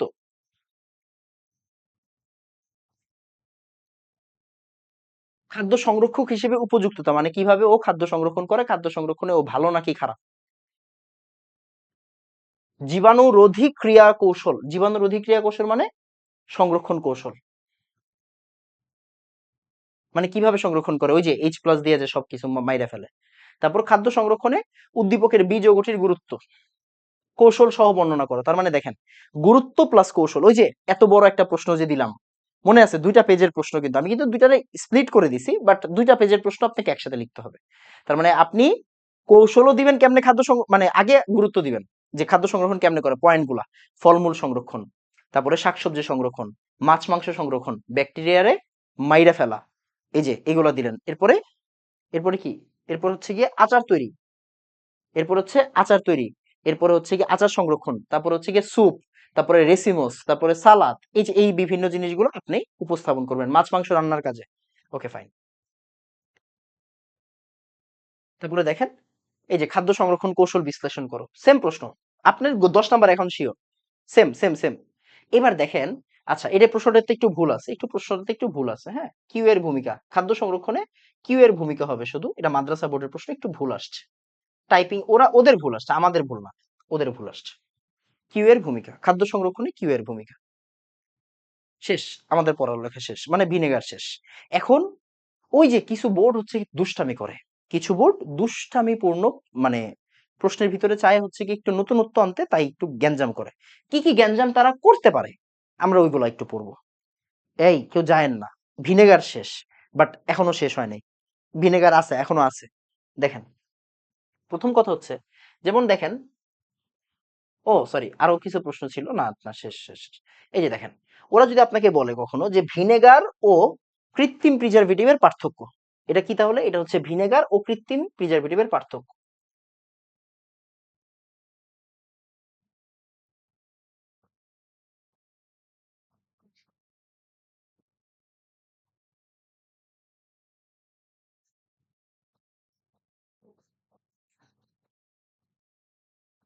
ভিনেগার ও কৃত্রিম ফুড প্রিজারভেটিভস এর পার্থক্য, ওকে। দেখেন, ভিনেগার একটি প্রাকৃতিক খাদ্য সংরক্ষক। বিএইচএ এবং বিএসটি, বিএইচএ বিএসটি কি? Antioxidant, antioxidant. Butyl hydroxy toluene, তারপরে আপনার কি butylated hydroxy toluene, butylated hydroxy anisole, okay. আচ্ছা, অ্যানিসল কারে বলে? এই অ্যানিসল কারে বলে? অ্যানিসল মানে হচ্ছে মিথোক্সি বেনজিন, তাই না? মিথোক্সি বেনজিন, এই যে এটাকে বলা হয় অ্যানিসল। ইঞ্জিনিয়ারিং এ লাগে, অর্গানিকে। আচ্ছা, তো দেখেন, ভিনেগার একটি প্রাকৃতিক খাদ্য সংরক্ষক, আর বিএইচএ বিএইচটি এগুলো কি? অ্যান্টিঅক্সিডেন্ট, মানে কৃত্রিম খাদ্য সংরক্ষক। এটি দামে সস্তা ও সহজলভ্য। এগুলো দামি আর সহজলভ্য না। ব্যাকটেরিয়া জনিত কারণে খাদ্যের পচন প্রতিরোধ করে, খাদ্যে ইস্ট ও মোল্ড আক্রমণ করলে প্রতিহত করে, ওকে। এটি অম্লীয় হওয়া, এর পিএইচ এর মান একটু ভুল আছে মনে আছে। ইথানোয়িক অ্যাসিডের পিএইচ এর মান কত ভাই? ইথানোয়িক অ্যাসিডের পিএইচ এর মান কত? দেখ, ওর পিকে এর ভ্যালু, আচ্ছা আমরা একটু করি তো, আসেন একটু করি। দেখেন, ইথানোয়িক অ্যাসিডের কে 1.8 10⁻⁵, হ্যাঁ। আর পিকে কত? পিকে, ইথানোয়িক অ্যাসিডের পিকে হচ্ছে গিয়ে আপনার 4.74। পিএইচও 4.74ই হবে, বুঝছেন? পিএইচও 4.74ই হবে। এখানে একটু ভুল আছে। এই এর পিএইচ এত কম না, এত কম স্ট্রং অ্যাসিডের, তাহলে এটা হচ্ছে 4.74 দিবেন। ফলে ব্যাকটেরিয়া জন্মানো বা বংশ বিস্তারে অনুকূল ভূমিকা ও পরিবেশ পায় না। বিএইচও বিএসটি চর্বিযুক্ত খাবারে জারণ ক্রিয়া প্রতিরোধ করে, এগুলো অ্যান্টিঅক্সিডেন্ট, মানে জারণ ক্রিয়া প্রতিরোধ করবে। জারণ প্রক্রিয়ায় ফ্রি রেডিক্যালকে প্রশমিত করে এবং শিকল বিক্রিয়ায় পরিসমাপ্তি ঘটায়। খাদ্য সংরক্ষক হিসেবে ভিনেগারের কোনো পার্শ্ব প্রতিক্রিয়া নেই, বাট এদের মাত্রা বেশি হলে শারীরিক অবসাদ, মাথা ব্যথা, অ্যালার্জি, হৃৎপিণ্ডের রক্ত সঞ্চালনে বাধা, এমনকি ক্যান্সারও হতে পারে। তার মানে কি? দেখেন, ভিনেগার ও বিএইচএ বিএসটির কি আছে এখানে? পার্থক্য আছে। এটা কিন্তু খুবই একটা ভালো প্রশ্ন, খুবই ভালো প্রশ্ন, হুট করে আপনাকে দিয়ে দিতে পারে। ক্লিয়ার? শেষ হয়নি এখনো। তারপর এই যে দেখেন, সিলেট বোর্ড, সিলেট বোর্ডে কি দিছে এবার? সিলেট বোর্ডে কি দিছে? সিলেট বোর্ড দুষ্টামিটা করছে। সিলেট বোর্ড কি করছে? ভিনেগার তো দিছে, ভাল লাগতেছে, ভিনেগার দিছে খাদ্য সংরক্ষক হিসেবে, উদ্দীপকের এ ও বি এর কৌশল। এখন ভিনেগার আর লবণের কৌশল দিছে, তার মানে ভিনেগারের কৌশল তো আমরা পড়ে ফেলছি। এখন লবণ কেমনে খাদ্য সংরক্ষণ করে? NaCl। লবণ কেমনে খাদ্য সংরক্ষণ করে? এই যে পড়ালেখা স্টার্ট, মানে লবণের খাদ্য সংরক্ষণ করা লাগবে। এই যে দেখেন, তার মানে কি এটা পড়ে ফেলতে হবে। NaCl এর খাদ্য সংরক্ষণ কৌশল। আচ্ছা, আরেকটা জিনিস আছে, আমি একটু দেখি, আরেকটা জিনিস একটু আপনাদের জন্য রাখছিলাম আমি। হুম, হুম। আমি একটু দুইটা পেজ পড়াবো, ওকে। দেখেন, NaCl দ্বারা খাদ্য সংরক্ষণ কৌশল। দেখেন, লবণ একটি প্রাকৃতিক ফুড প্রিজারভেটিভ। লবণ খাদ্যদ্রব্য থেকে পানি টেনে নেয় এবং ডিহাইড্রেশনের কাজ করে। আপনি পয়েন্টগুলো একটু মনে রাখেন, হ্যাঁ? পানি শোষণ করে এবং ডিহাইড্রেশনের কাজ করে। ফলে খাদ্যদ্রব্য জীবাণুর জন্য প্রয়োজনীয় অনুকূল পরিমাণ পানি দুষ্প্রাপ্য হয়ে পড়ে। জীবাণুর জন্য, হ্যাঁ, জীবাণুর জন্য পানি দুষ্প্রাপ্য হয়ে পড়ে এবং জীবাণুর বংশবৃদ্ধি থেমে যায়। জীবাণুর বংশবৃদ্ধি থেমে যায়। লবণ এনজাইমের ক্রিয়াকে বাধাগ্রস্ত করে, অণুজীবের এনজাইম কিন্তু এগুলো, হ্যাঁ। এনজাইমের ক্রিয়াকে বাধাগ্রস্ত করে, ফলে লবণে অক্সিজেনের দ্রাব্যতা হ্রাস পায়। লবণে অক্সিজেনের দ্রাব্যতা হ্রাস পায়, খুবই কি পয়েন্ট এগুলো, হ্যাঁ। ফলে বায়ুজীবী ব্যাকটেরিয়া বৃদ্ধি লাভ করতে পারে না, কারণ বায়ুজীবী ব্যাকটেরিয়ার জন্য কি অক্সিজেন লাগবে, কমন সেন্স। তো এই লবণ যদি না থাকে, ওইখানে অক্সিজেনের দ্রাব্যতা হ্রাস পায়। এখন লবণ ও এসিডের মিশ্রণ পচনকারী জীবাণু প্রতিরোধ করে। স্পোর গঠনকারী, আপনারা এই বোটানিতে পড়ছেন, স্পোর গঠনকারী অ্যারোবিক, স্পোর গঠনকারী অ্যারোবিক ও অবাত ব্যাকটেরিয়া লবণ সহ্য করতে পারে না। ক্লিয়ার? দেখছেন, কি পয়েন্ট কিন্তু এগুলা, কি পয়েন্ট কিন্তু। তাহলে লবণ দ্বারা খাদ্য সংরক্ষণ কৌশল, আরো কিছু জিনিস একটু অ্যাড করে দিই। দেখেন, লবণ হলো অণুজীবের উপর প্রভাব বিস্তারকারী উপাদান। সাধারণত লবণ খাদ্য সংরক্ষণে 15% উপর লবণ ব্যবহার করা হয়। দেখছেন কত সুন্দর সুন্দর ইনফরমেশন পাচ্ছেন, তাই না? এই যে NaCl দ্বারা খাদ্য সংরক্ষণ করাকে কিউরিং বলে, এটা আমরা অনেক শুনছি, এটা মেডিকেল অ্যাডমিশনে আসবে, এটা হচ্ছে MCQ তে আসবে। Okay fine. কিউরিং পদ্ধতিতে NaCl এর বিভিন্ন ঘনমাত্রার দ্রবণ ব্যবহার করা হয়। এই দ্রবণ ব্যবহার করার ফলে মাছ, মাংস, ফল, সবজি থেকে অসমোসিস প্রক্রিয়ায় পানি বের হয়ে আসে। ওই যে একটু আগে বলছি না, ডিহাইড্রেশন করে, পানি শোষণ করে, অসমোসিস প্রক্রিয়ায় করে। দেখেন ভাইয়া, আমরা দুইটা পেজ পড়তেছি, একটা মানে দুইটা কিন্তু দুই দুই ধরনের প্রশ্ন, বাট উত্তর কিন্তু একই।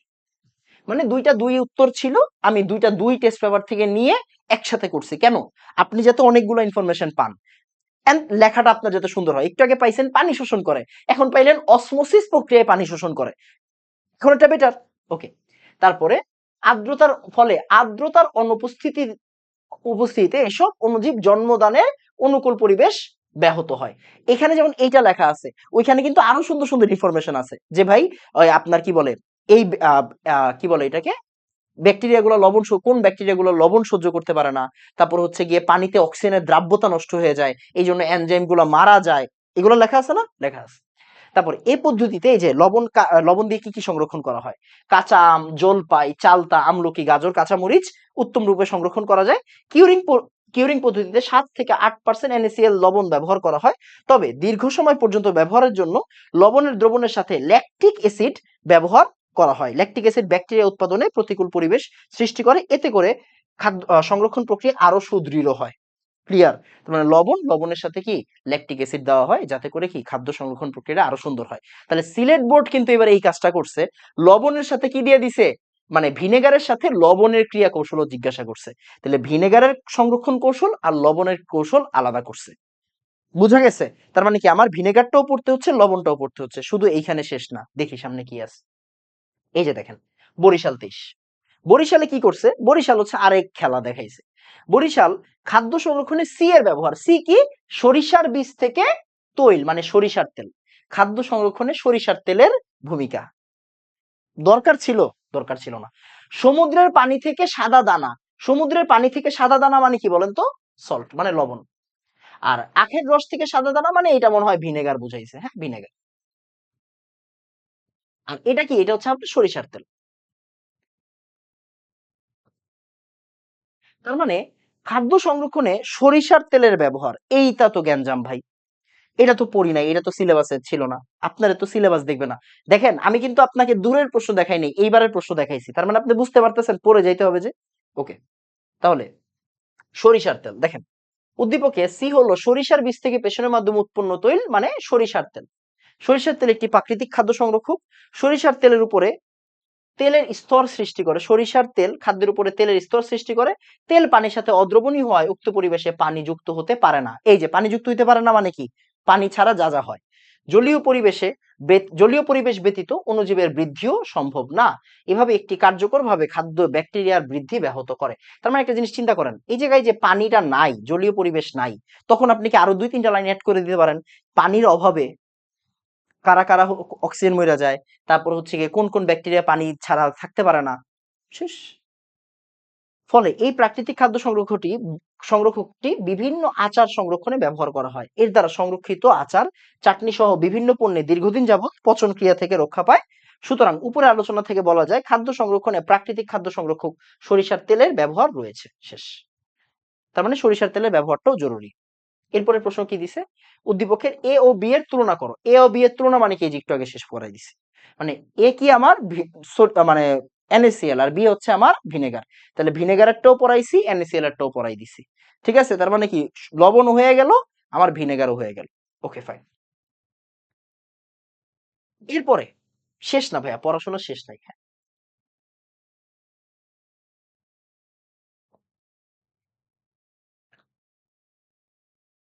দাঁড়ান একটা মিনিট।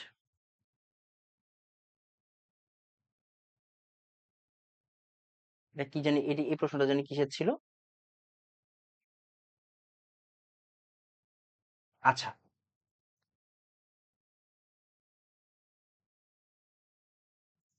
হুম। এই যে এই প্রশ্নটা কি, এই প্রশ্নটা হচ্ছে, এই প্রশ্নটা ওই যে যেমন আমরা একটু আগে পড়ছিলাম না আপনার ভিনেগার ও কৃত্রিম প্রিজারভেটিভ, ভিনেগার ও কৃত্রিম খুব সুন্দর মনোযোগ দিয়ে খেয়াল করেন, আমি সুন্দর করে সাজায় আনছি। ভিনেগার ও কৃত্রিম প্রিজারভেটিভ মানে ভিনেগার বিএইচ এ বিএসটির পার্থক্য এরকম ছিল না একটা, এটা হচ্ছে NaCl আর formalin.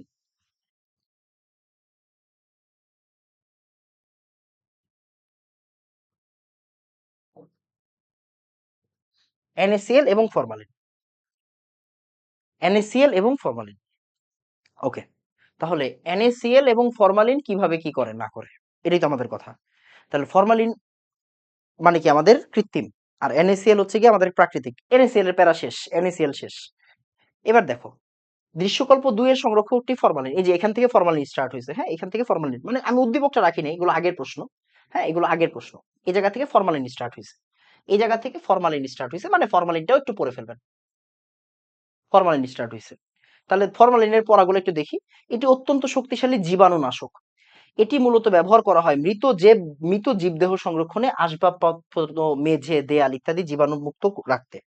Melamine, raisin, Bakelite, plastic তৈরিতে, রসায়নে গবেষণাগারে বিজারক হিসেবে। কিন- আহ, আহ, কিন্তু দুর্ভাগ্যজনক হলেও সত্য, এই বিষাক্ত উপাদানটিকে খাদ্য সংরক্ষক হিসেবে ব্যবহার করা হচ্ছে, কারণ পরীক্ষা করে দেখা যায় এটি মোল্ডের বিরুদ্ধে খুবই কার্যকর। মোল্ডের বিরুদ্ধে কার্যকর বিধায় ফরমালিন ইউজ করা হয়, কিন্তু সমস্যাটা হচ্ছে গিয়ে অতিমাত্রায় ইউজ করা। ক্লিয়ার? তাহলে NaCl তো গেল গা, এই জায়গা থেকে ফরমালিন ইউজ, ফরমালিন সম্পর্কে আমরা পড়লাম, শেষ হয়নি।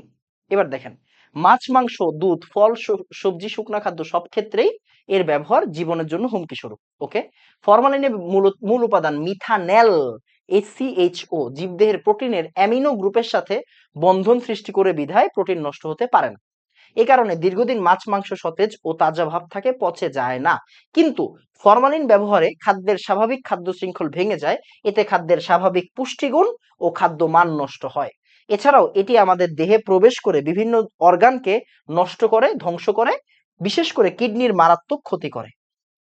তার মানে এই যে ফরমালিন সম্পর্কে আলোচনাটা আপনার জরুরি, ফরমালিন সম্পর্কে আলোচনাটা আপনার জরুরি। ক্লিয়ার? তাহলে ফরমালিনের আলোচনাটা আপনি করবেন।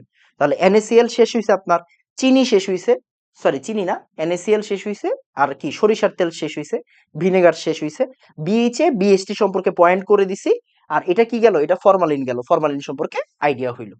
এবার এবার একটু একটা ভিন্ন প্রশ্ন, সেটা হচ্ছে ব্লাঞ্চিং ও ক্যানিং এর গুরুত্ব, মানে কৌটাজাতকরণের গুরুত্ব। ওকে, কৌটাজাতকরণের গুরুত্ব। ভাইয়া, আমি আপনাকে বারবার করে বলতেছি, আমার কথাটা একটু শুনেন।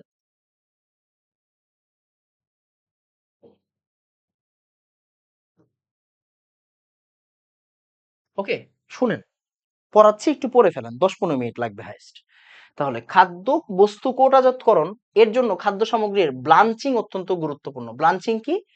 ফুটন্ত পানি বা সদ্য প্রস্তুত বাষ্পে খাদ্যকে 5 থেকে 10 মিনিট উত্তপ্ত করা হয়, এর ফলে খাদ্য সামগ্রী আয়তনে কমে যায়, ক্যানে সাজানো সহজ ও সুষম হয়, খাদ্যে অসহনীয় ও অগ্রহণীয় ঘ্রাণ থাকলে তাও দূর হয়ে যায়, খাদ্য বস্তুতে পিচ্ছিল পদার্থ থাকলে দূর হয়, কোনো খাদ্যের বর্ণ উন্নত হয়, কিছু অণুজীব মরে যায়, এবং এনজাইম পুরোপুরি ধ্বংসপ্রাপ্ত হয়, ব্লাঞ্চিং এ রান্নার কাজ কিছুটা সম্পন্ন হয়।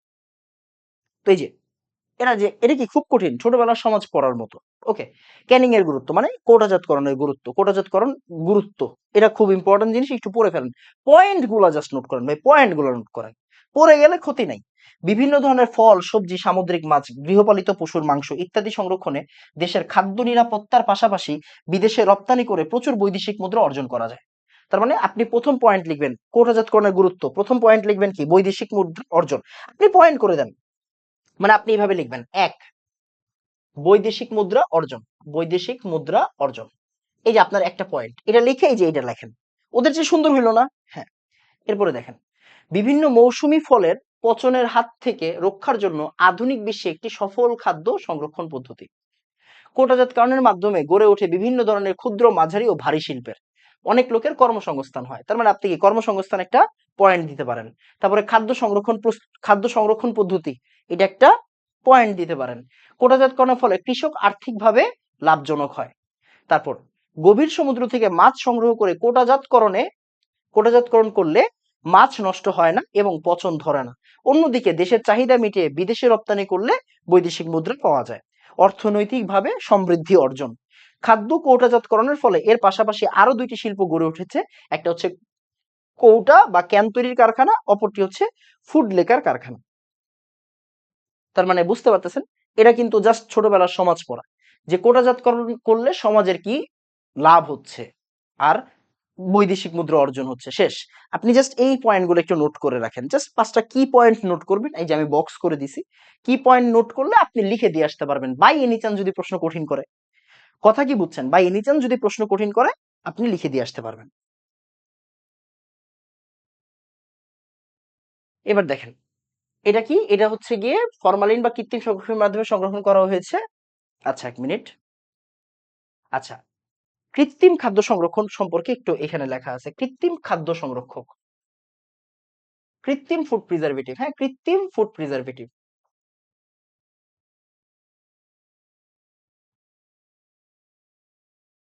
আচ্ছা, এখানে কি লেখা আছে? প্রথম পদ্ধতির মাধ্যমে উদ্দীপকের প্রথম পদ্ধতির মানে উদ্দীপক তো দেই নাই। প্রথম পদ্ধতির মাধ্যমে খাদ্য সামগ্রীকে ফরমালিন বা কৃত্রিম সংরক্ষণের মাধ্যমে সংরক্ষণ করা হয়েছে। খাদ্যদ্রব্যের পচন সাধারণত অণুজীবের জন্ম, বিকাশ ও তাদের বিপাক প্রক্রিয়ার কারণে সংঘটিত হয়। কৃত্রিম খাদ্য সংরক্ষক 4টা কাজ করে। এই যে এটা হচ্ছে কৃত্রিম খাদ্য সংরক্ষকের কিভাবে আসলে খাদ্য সংরক্ষণ করে ওই কৌশলটা। দেখেন, আর্দ্রতা মুক্তকরণ, ডিহাইড্রেশন। আর্দ্রতা মুক্তকরণের কারণে অণুজীবের মৃত্যু ঘটে, কমন সেন্স। অণুজীবের বিকাশের ক্ষেত্রে অনুপযোগী পরিবেশ সৃষ্টি করা, পিএইচ নিয়ন্ত্রণ করে। অণুজীবের প্রতি বিষাক্ততার প্রয়োগ। কতিপয় রাসায়নিক সংরক্ষক অণুজীবের ধ্বংসে সমর্থ। অ্যান্টিঅক্সিডেন্ট। প্রয়োগকৃত সংরক্ষক অক্সিজেনের সাথে বিক্রিয়া করে খাদ্যদ্রব্যের জারণ প্রক্রিয়াকে বাধাগ্রস্ত করে। প্রথম পদ্ধতির কৃত্রিম প্রিজারভেটিভ যোগ করে খাদ্য সামগ্রীকে সংরক্ষণ করা হয়েছে। এক্ষেত্রে ফরমালিন দ্বারা খাদ্য সংরক্ষণের উল্লেখ রয়েছে, তবে ফরমালিন দ্বারা খাদ্য সংরক্ষণ গ্রহণযোগ্য নয়, কারণ এটা আপনারা একটু আগে পড়ছেন। কারণ ফলমূল শাকসবজি ফলমূলের কোনো ভূমিকাই নেই। ফলমূলে দেখেন প্রশ্নটা এরকম করে, ফলমূলে কি ফরমালিন দেওয়া যাবে? ফলমূলে কি ফরমালিন দেওয়া যাবে? দেওয়া যাবে না। ফলমূলে ফরমালিন দিয়ে সংরক্ষণ করা যাবে কিনা ওইটার আলোচনা আর কি, কোনো ভূমিকাই নেই। ফলমূল শাকসবজি হচ্ছে আঁশ জাতীয় খাদ্য সামগ্রী যেখানে প্রোটিনের উপস্থিতি অত্যন্ত কম। ফরমালিন প্রোটিন জাতীয় খাদ্যবস্তুর সাথে বিক্রিয়া করে, তবে মাছ বা মাংস জাতীয় খাদ্য সংরক্ষণে ফরমালিনের ভূমিকা থাকলেও এর ক্যান্সার সৃষ্টিকারী ভূমিকার জন্য খাদ্য সংরক্ষণে এটি নিষিদ্ধ। মানে এখানে ফরমালিন নিয়ে আলোচনা করা হয়েছে। দ্বিতীয় পদ্ধতিতে ফলমূল সবজি সংরক্ষণে তাপীয় প্রক্রিয়াকরণ পদ্ধতি, মানে উদ্দীপকে কি দিছিল? উদ্দীপকটা আপনি এখন ইমাজিন করতেছেন। উদ্দীপকে একটা দিছিল ফরমালিন, আরেকটা দিছিল হিট দেওয়া, হ্যাঁ, তাপ দেওয়া। তাপীয় প্রক্রিয়াকরণ পদ্ধতি ব্যবহৃত হয়েছে। এই প্রক্রিয়ার বৈশিষ্ট্য হলো তাপ প্রয়োগ, এনজাইমের অসক্রিয়করণ, অণুজীবের বিনাশ সাধন উচ্চ তাপমাত্রায়, অক্সিজেন দূরীকরণ, খাদ্যবস্তু জারণ প্রক্রিয়া রহিতকরণ। তার মানে পয়েন্টগুলো একটু নোট করেন, দেখেন ভালো করে পড়েন। মানে আমি যখন খাবারকে হিট দিব, হ্যাঁ, হিট দিলে কি হবে? তাপ প্রয়োগ, এনজাইমের অসক্রিয়করণ মানে ওর সক্রিয়তা নষ্ট করে দিব, অণুজীবের বিনাশ সাধন উচ্চ তাপমাত্রায়, এরপরে অক্সিজেন চলে যাবে এখান থেকে, এন্ড খাদ্যদ্রব্যের জারণ প্রক্রিয়া অফ হয়ে যাবে। এই তাহলে প্রথম পদ্ধতিটি কি? রাসায়নিক পদ্ধতি। তার মানে রাসায়নিক পদ্ধতি আর কৃত্রিম পদ্ধতি। এই পদ্ধতিতে সংরক্ষিত খাদ্যবস্তুকে নিম্ন তাপমাত্রায় সংরক্ষণ করা হয়। এদের শেলফ লাইফ অনেক কম। এই পদ্ধতিতে সংরক্ষিত খাদ্যবস্তুর প্যাকেটজাত করা হয়। দ্বিতীয় পদ্ধতিতে তাপীয় প্রক্রিয়াকরণের উদাহরণ হলো ব্লাঞ্চিং, মানে এই যে হিট দেওয়া, এক্সজস্টিং, নির্বীজকরণ। এই পদ্ধতিতে খাদ্যবস্তু দিয়ে কৌটাজাতকরণ করা হয়। এসব খাদ্যবস্তুর শেলফ লাইফ অধিক হয়ে থাকে, কক্ষ তাপমাত্রায় সংরক্ষণ করা হয়। তার মানে হিসাব হচ্ছে দুইটা, রাসায়নিক পদ্ধতি ও কৃত্রিম পদ্ধতি, মানে রাসায়নিক পদ্ধতি ও হচ্ছে তাপীয় প্রক্রিয়াকরণ পদ্ধতির সমালোচনা করা হয়েছে এখানে। তো আসেন আমরা তাহলে টাইটেলটা একটু এইভাবে লেখেন, টাইটেলটা এরকম ভাবে লেখেন, রাসায়নিক পদ্ধতি খাদ্য সংরক্ষণে, রাসায়নিক পদ্ধতি ও তাপীয়করণ পদ্ধতির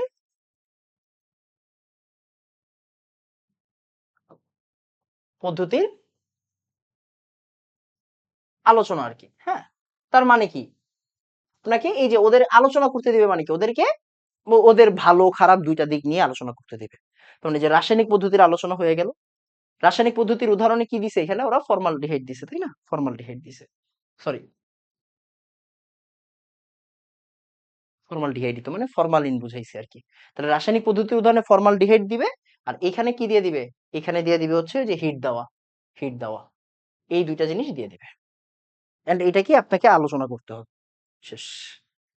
বুঝছি জিনিসটা? তার মানে কি আরেকটা সুন্দর একটা প্রশ্ন তৈরি হইল। এরপর এখানে কিছু ইম্পোর্টেন্ট জিনিস আমি রাখছি। এই বেশি পড়তে হবে না ভাই, হ্যাঁ? বেশি পড়তে হবে না। অল্প একটু পড়েন। অল্প একটু পড়েন, বেশি পড়ার দরকার নেই। আচার তৈরিতে প্রিজারভেটিভস। এটা একবার চোখ বুলাবেন, এটা অ্যাডমিশনের জন্য লাগবে। এটা নরমালি আসে না। এই যে কোটাজাতকরণের সতর্কতা। কোটাজাতকরণের সতর্কতা এটা একটু পড়ে ফেললেন। আসেন একটু রিডিং পড়ে ফেলি। একবার রিডিং পড়েন, একবার দুইবার রিডিং পড়লে হয়ে যাবে ভাই, হ্যাঁ? কঠিন না। হাজারী স্যারের বইয়ের থেকে নেওয়া। তাহলে কোটাজাতকরণ সঠিকভাবে আমরা কিন্তু কোটাজাতকরণের গুরুত্ব পড়ছি। কোটাজাতকরণের সিস্টেম এখনো পড়ি নাই, পড়বো। কোটাজাতকরণের গুরুত্ব পড়ছি, সতর্কতাটা একটু পড়বো। কোটাজাতকরণ সঠিকভাবে অনুসৃত না হলে ওই খাদ্যবস্তুতে ক্লস্ট্রিডিয়াম বোটুলিনাম ব্যাকটেরিয়ার বৃদ্ধি ঘটে। তাদের থেকে নিঃসৃত বিষাক্ত উৎসেচক বা টক্সিন যুক্ত হয়। খাদ্যবস্তুর এই অবস্থাকে কি বলা হয়? বোটুলিজম বলা হয়। বোটুলিজমের কারণে কি হয়? ফুড পয়জনিং হয়। এরূপ খাদ্য গ্রহণে মানুষের মৃত্যুও ঘটতে পারে। সুতরাং কোটাজাতকরণ সঠিকভাবে শেখা ও পদ্ধতিগতভাবে সঠিক নিয়মে সম্পন্ন করা অত্যাবশ্যক। এর জন্য প্রধান শর্ত হলো সর্বাধিক বিশুদ্ধ কাঁচামাল বা উপাদান। ওকে, খাদ্যবস্তুকে কোটাজাতকরণ বা ক্যানিং এর প্রক্রিয়া। এই যে ক্যানিং এর প্রক্রিয়া আসতেছি, দেখেন। টিনের তৈরি কৌটা বা ক্যানের মধ্যে ছোট ছোট আকারে খাদ্যবস্তু আবদ্ধ রেখে ওই কৌটাগুলোকে প্রয়োজনীয় তাপমাত্রা, যেমন বেশি অম্লীয় খাদ্যবস্তুর ক্ষেত্রে পিএইচ এর ভ্যালু এত 82 ডিগ্রি থেকে 100 ডিগ্রি, এবং কম অম্লীয় খাদ্যবস্তুর ক্ষেত্রে পিএইচ এর ভ্যালু 4.6 এর চেয়েও কম। একটা 4.6 এর চেয়ে কম আর একটা 4.6 এর চেয়ে বেশি। মানে কম অম্লীয় বস্তুর জন্য 4.6 এর চেয়ে বেশি নিব আমি, আর বেশি অম্লীয় খাদ্যবস্তুর জন্য 4.6 এর চেয়ে কম নিব। 115 ডিগ্রি থেকে 121 ডিগ্রি পর্যন্ত উত্তপ্ত করলে খাদ্যবস্তু পচন ও বিনষ্টকারী ব্যাকটেরিয়া মরে যায়। তার মানে খেয়াল করে দেখেন, এই জায়গায় একটু নোট করে ফেলেন। তাহলে আমরা হিট কিরকম হিট দিব? 82 থেকে 100, 82 ডিগ্রি সেন্টিগ্রেড থেকে 100 ডিগ্রি সেন্টিগ্রেড। এটা কি বেশি অম্লীয়দের জন্য। এদের পিএইচ আমরা কন্ট্রোল করবো এইভাবে, 4.6 এর চেয়ে কম নিব।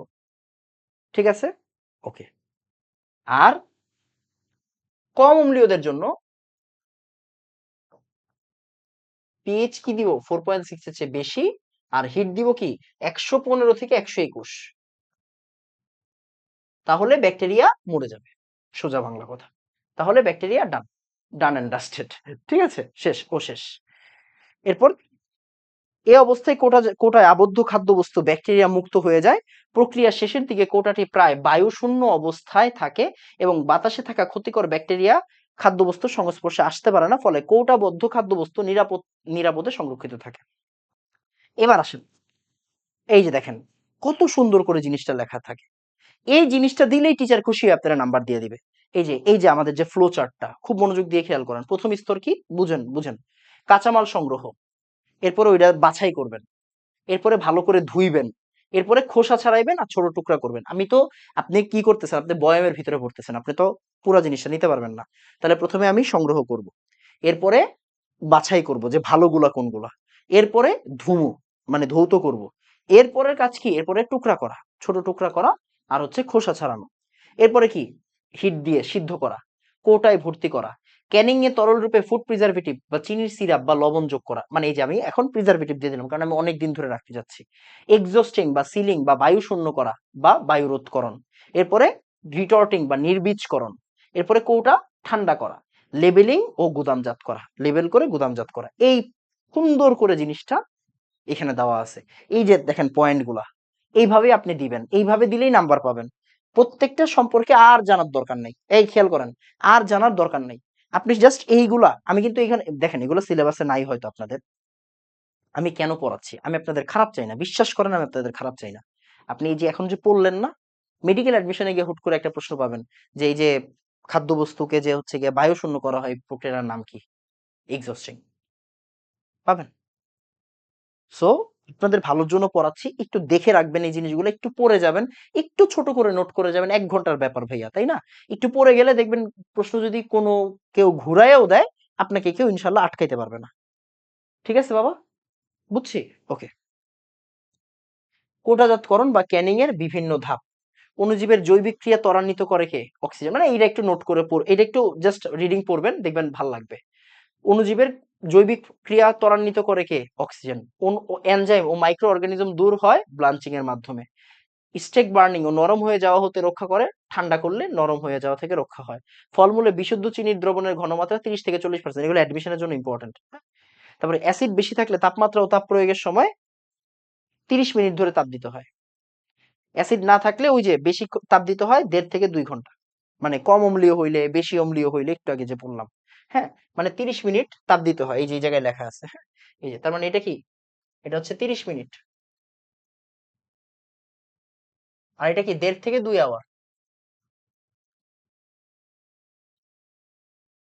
ওকে, শেষ।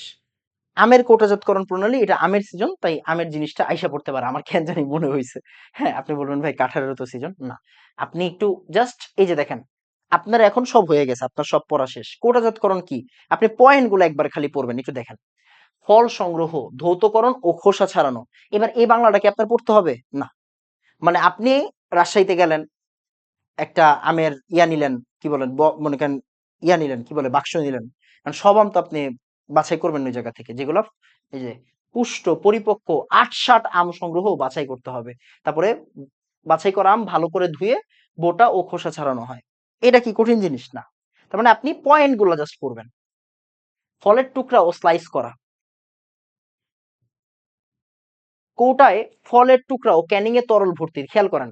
এবার স্টেরিলাইজড 100 ডিগ্রি সেন্টিগ্রেড তাপমাত্রায় পানিতে ফুটানো কৌটার মধ্যে আমের টুকরাগুলা সুষমভাবে ভর্তি করানোর জন্য ক্যানিং তরল রূপে 30 থেকে 40% চিনির দ্রবণ ও 0.25% সাইট্রিক অ্যাসিড দ্রবণ যোগ করে কোটার মুখে হাফ ইঞ্চি জায়গা খালি রেখে কোটায় ঢাকনা হালকাভাবে ব্যবহার করা হয়। তাহলে আম সংরক্ষণে কি কি ইউজ করা হয়? 30 থেকে 40% চিনি ও 0.25% সাইট্রিক অ্যাসিড। আচ্ছা, ওই ইয়েটা কই আল্লাহ, ছি। এই যে,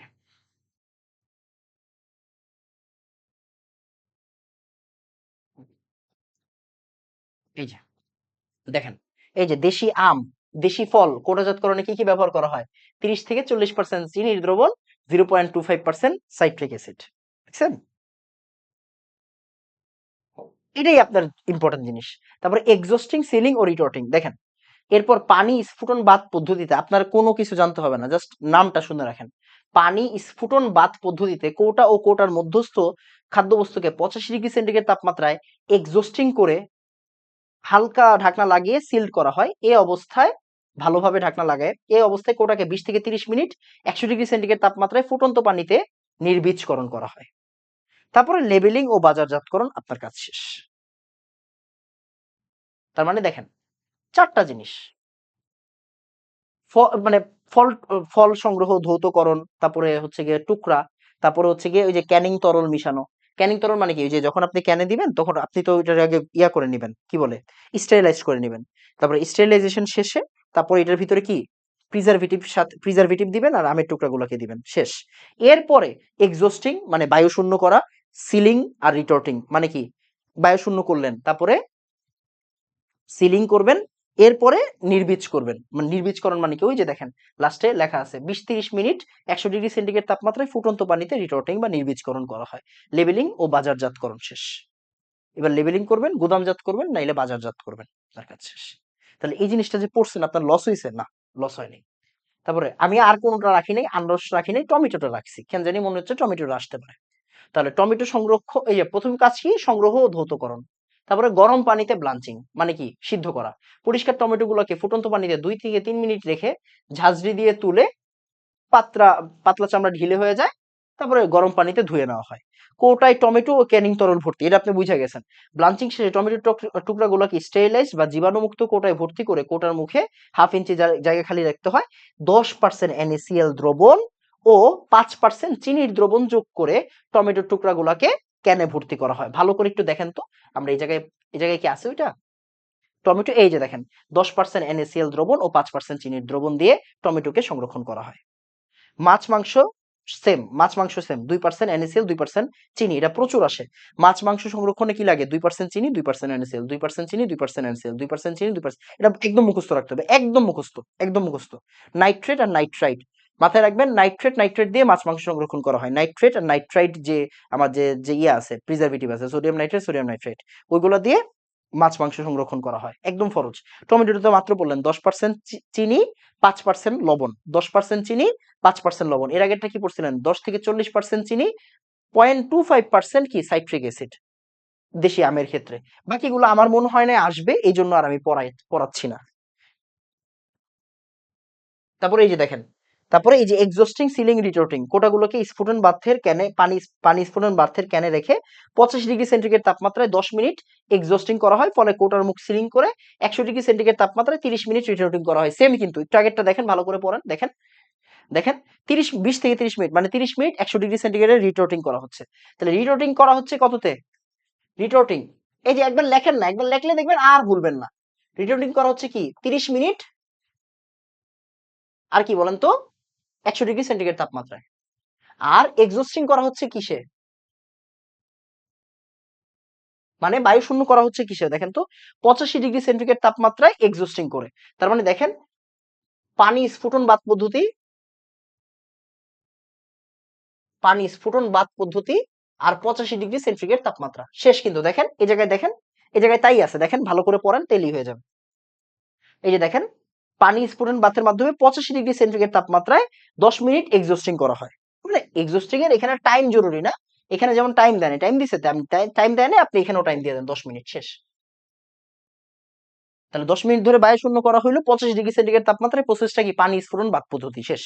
এরপরে রিটার্নিং করা হচ্ছে কি 100°C তাপমাত্রায় 20 থেকে 30 মিনিট ধরে রিটার্নিং করা হচ্ছে। তারপরে লেভেলিং ও বাজারজাতকরণ শেষ। কঠিন কোনো কিছু ভাই, 5টা পয়েন্ট।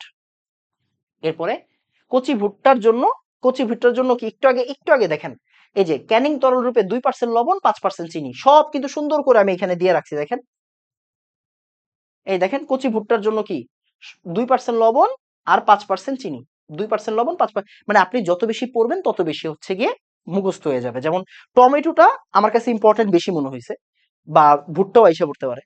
10% লবণ 5% চিনি, 2% লবণ 5% চিনি, দেখেন আপনার অটোমেটিক হয়ে গেছে, অলরেডি অনেক কিছু হয়ে গেছে। দেখেন, তাহলে আমি যখন সবজির ব্যাপারটা পড়বো, সরি দেখেন, সবজির ব্যাপারটা পড়বো, সবজি তো আমাদের সব নাই, আছে নাই, তাহলে দেখেন আমরা প্রথমে কি পড়ছি, টমেটো পড়ছি, যেটা প্রথমে পড়ছি ওইটা। তাহলে 5%, 10% লবণ, 5% চিনি, 10% আর 5% না, ভুল করছি, না ঠিক করছি। তারপরে অন্যান্য সবজি, মানে ভুট্টা হতে পারে, এটা অন্যান্য সবজি হতে পারে, অন্যান্য লিখে রাখেন, কারণ আপনার টমেটোটা মনে রাখতে হবে। 2% আর কি 5%, 2% আর 5% না, 2% আর 5%, দেখছেন হয়ে গেছে। তারপরে দেখেন মাছ মাংস, মাছ মাংস কি ভাই, 2% প্লাস 2% শেষ। 2% চিনি 2% লবণ, 2% চিনি 2% লবণ, একদম একদম ক্লিয়ার। তারপরে আম, আমটা আমরা একদম প্রথমে পড়ছি, রাইট, আম পড়ছি। আমি কি পড়ছি, আমি পড়ছি হচ্ছে 10% NaCl আর 0.25% সাইট্রিক অ্যাসিড, এটা হচ্ছে সাইট্রিক অ্যাসিডের সংকেত আর কি, সাইট্রিক অ্যাসিডের সংকেত। ওকে, তাহলে 0.25% সাইট্রিক অ্যাসিড, তাহলে 10% NaCl আর 0.25% সাইট্রিক অ্যাসিড। দেখেন তো এটাই কি পড়ছিলাম না, 30 থেকে 40% চিনির দ্রবণ, সরি সরি সরি, ভুল করছি এটা। তাহলে 30 থেকে 40% সাইট্রিক অ্যাসিড লবণ, 30 থেকে 40% চিনি, আর 0.25% সাইট্রিক অ্যাসিড। সাইট্রিক অ্যাসিড মানে কিন্তু ওই যে আপনার লেবুতে থাকে, লেবুতে থাকে, তাই না? আচ্ছা, তাহলে এবার দেখেন,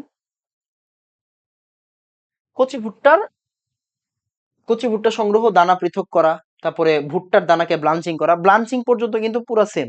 তারপরে এখানে কি দিছে, এই যে 2% লবণ 5%, এটা পড়াই ফেললাম। এক্সস্টিং রিটোর্টিং এর ব্যাপারে কি লেখা আছে, এখানে কি দেওয়া আছে, 85 থেকে 90, আপনি 85 দিবেন ভাই, 85 দিবেন, 85। এই দেখেন 10 মিনিট এক্সস্টিং, দেখছেন? আচ্ছা, এইটা জাস্ট হচ্ছে প্রেসার ক্যানে রেখে, হ্যাঁ প্রেসার ক্যানে রেখে, জাস্ট এইটা কিন্তু আলাদা। এরপর প্রেসার ক্যানারে 115 থেকে 121 ডিগ্রি সেন্টিগ্রেড তাপমাত্রায় 30 মিনিট। তাহলে দেখেন অন্যান্য সবজির ব্যাপারটা, বা আমি কি বলছি, অন্যান্য সবজি বা কাঁচা কচি ভুট্টা, তাই না, আসি যেহেতু আপনার সিলেবাসে এইটা, তো এইটা জাস্ট একটু আলাদা, এইটা জাস্ট একটু আলাদা, মানে এক্সস্টিং কিন্তু সেম, এক্সস্টিং সেম, জাস্ট এটা কি হবে, প্রেসার ক্যানে হবে, এটা কি হবে, প্রেসার ক্যান। 85 ডিগ্রি সেন্টিগ্রেড দিবেন, 10 মিনিট দিবেন, সমস্যা নেই। আর এটা 30 মিনিট দিবেন। আর ওই যে 121 থেকে 115 থেকে 121, এতক্ষণ কিন্তু 100 ডিগ্রি সেন্টিগ্রেড ছিল, এটা হচ্ছে রিটর্টিং, মানে নির্জীবকরণ, নির্বীজকরণ। শেষ। পাঁচটা পয়েন্ট কিন্তু সব জায়গায় সেম, এইটা একটু আপনি এক্সট্রা করে নোট করে ফেললেন। মাছ মাংস আসবে না, আসলে এই জিনিসটা একটু দেখে রাখেন। পানি থাকে, পানিতে থাকে, মানে কোন পয়েন্ট গুলো আপনার জন্য ইম্পর্টেন্ট। পানিতে থাকায় মরে যায়, সহজে হজমযোগ্য উচ্চ মানসম্পন্ন প্রোটিন হতে পারে, মৃত মাছের গ্লাইকোজেনে পরিণত হয় ল্যাকটিক অ্যাসিড, মাছে কঠিন পদার্থের পরিমাণ 24 থেকে 35%, মাছে প্রোটিন ও চর্বির পরিমাণ 14 থেকে 20%, মাছে খনিজ লবণের পরিমাণ। এগুলা এগুলা এগুলো অ্যাডমিশনে আসে, এগুলো এখন লাগবে না, মুখস্থ করার কিছু নাই। ক্যানের ভিতরে এই জিনিসটা ইম্পর্টেন্ট, এটা অ্যাডমিশনে আসে। আচ্ছা, অ্যাডমিশনে আসে, এগুলো লাগবে না এখন। মাছ মাংস না পড়ে গেলেও চলবে, মাছ মাংস না পড়ে গেলেও চলবে। রিভিশন শেষ। ঠিক আছে, তো সবাই দোয়া করেন আমার জন্য। আপনার সামর্থ্য থাকলে আমার অ্যাডমিশন ব্যাচে ভর্তি হেন। আমি জানি যে আমি মহারিভিশনের মাধ্যমে হাজার হাজার স্টুডেন্টদের উপকার করছি, মানে আমি চেষ্টা করছি, আমার সর্বোচ্চ দিয়ে চেষ্টা করছি। সবাই দোয়া করবেন আমার জন্য, আমার ফ্যামিলির জন্য, আমার আব্বুর জন্য। এই তো, দেখা হচ্ছে অ্যাডমিশন ব্যাচে। আর মূলে পর্যাবৃত ধর্ম, রাসায়নিক বন্ধন, জ্ঞান অনুধাবন, এগুলো আপনাদের পরীক্ষা শুরু হোক, আস্তে ধীরে আমি করে দিব, কোনো সমস্যা নেই। ঠিক আছে, আর আমি ক্ষমা চেয়ে নিচ্ছি, কারণ আপনার আহ, মাঝখানে আপনার কি বলে, এই অনেকগুলা যেমন একটা ভিডিও থেকে আরেকটা ভিডিওর গ্যাপটা একটু বেশি ছিল কেন, কারণ বুঝেনি আসলে অনেকগুলা কাজ একসাথে করতে হয়। তবে আমি এতটুকু আমি বলতে পারি যে কোনো একটা ভিডিও করতে আমার ভালো লাগছে না, এন্ড আমি ওটা জোরপূর্বক করি নাই, কারণ আমি জানি যে আমি হয়তো আগামী বছর মহারিভিশন নাও করতে পারি। এই ক্লাসগুলো যাতে এক একটা জেম ক্লাস হয়ে থাকে, এই ক্লাসগুলো যাতে আপনার উপকারে আসে, এই জন্যই কিন্তু আসলে করানো। ঠিক আছে, তো সবাই দোয়া করবেন। আসসালামু আলাইকুম ওয়া রাহমাতুল্লাহ। ধন্যবাদ সবাইকে।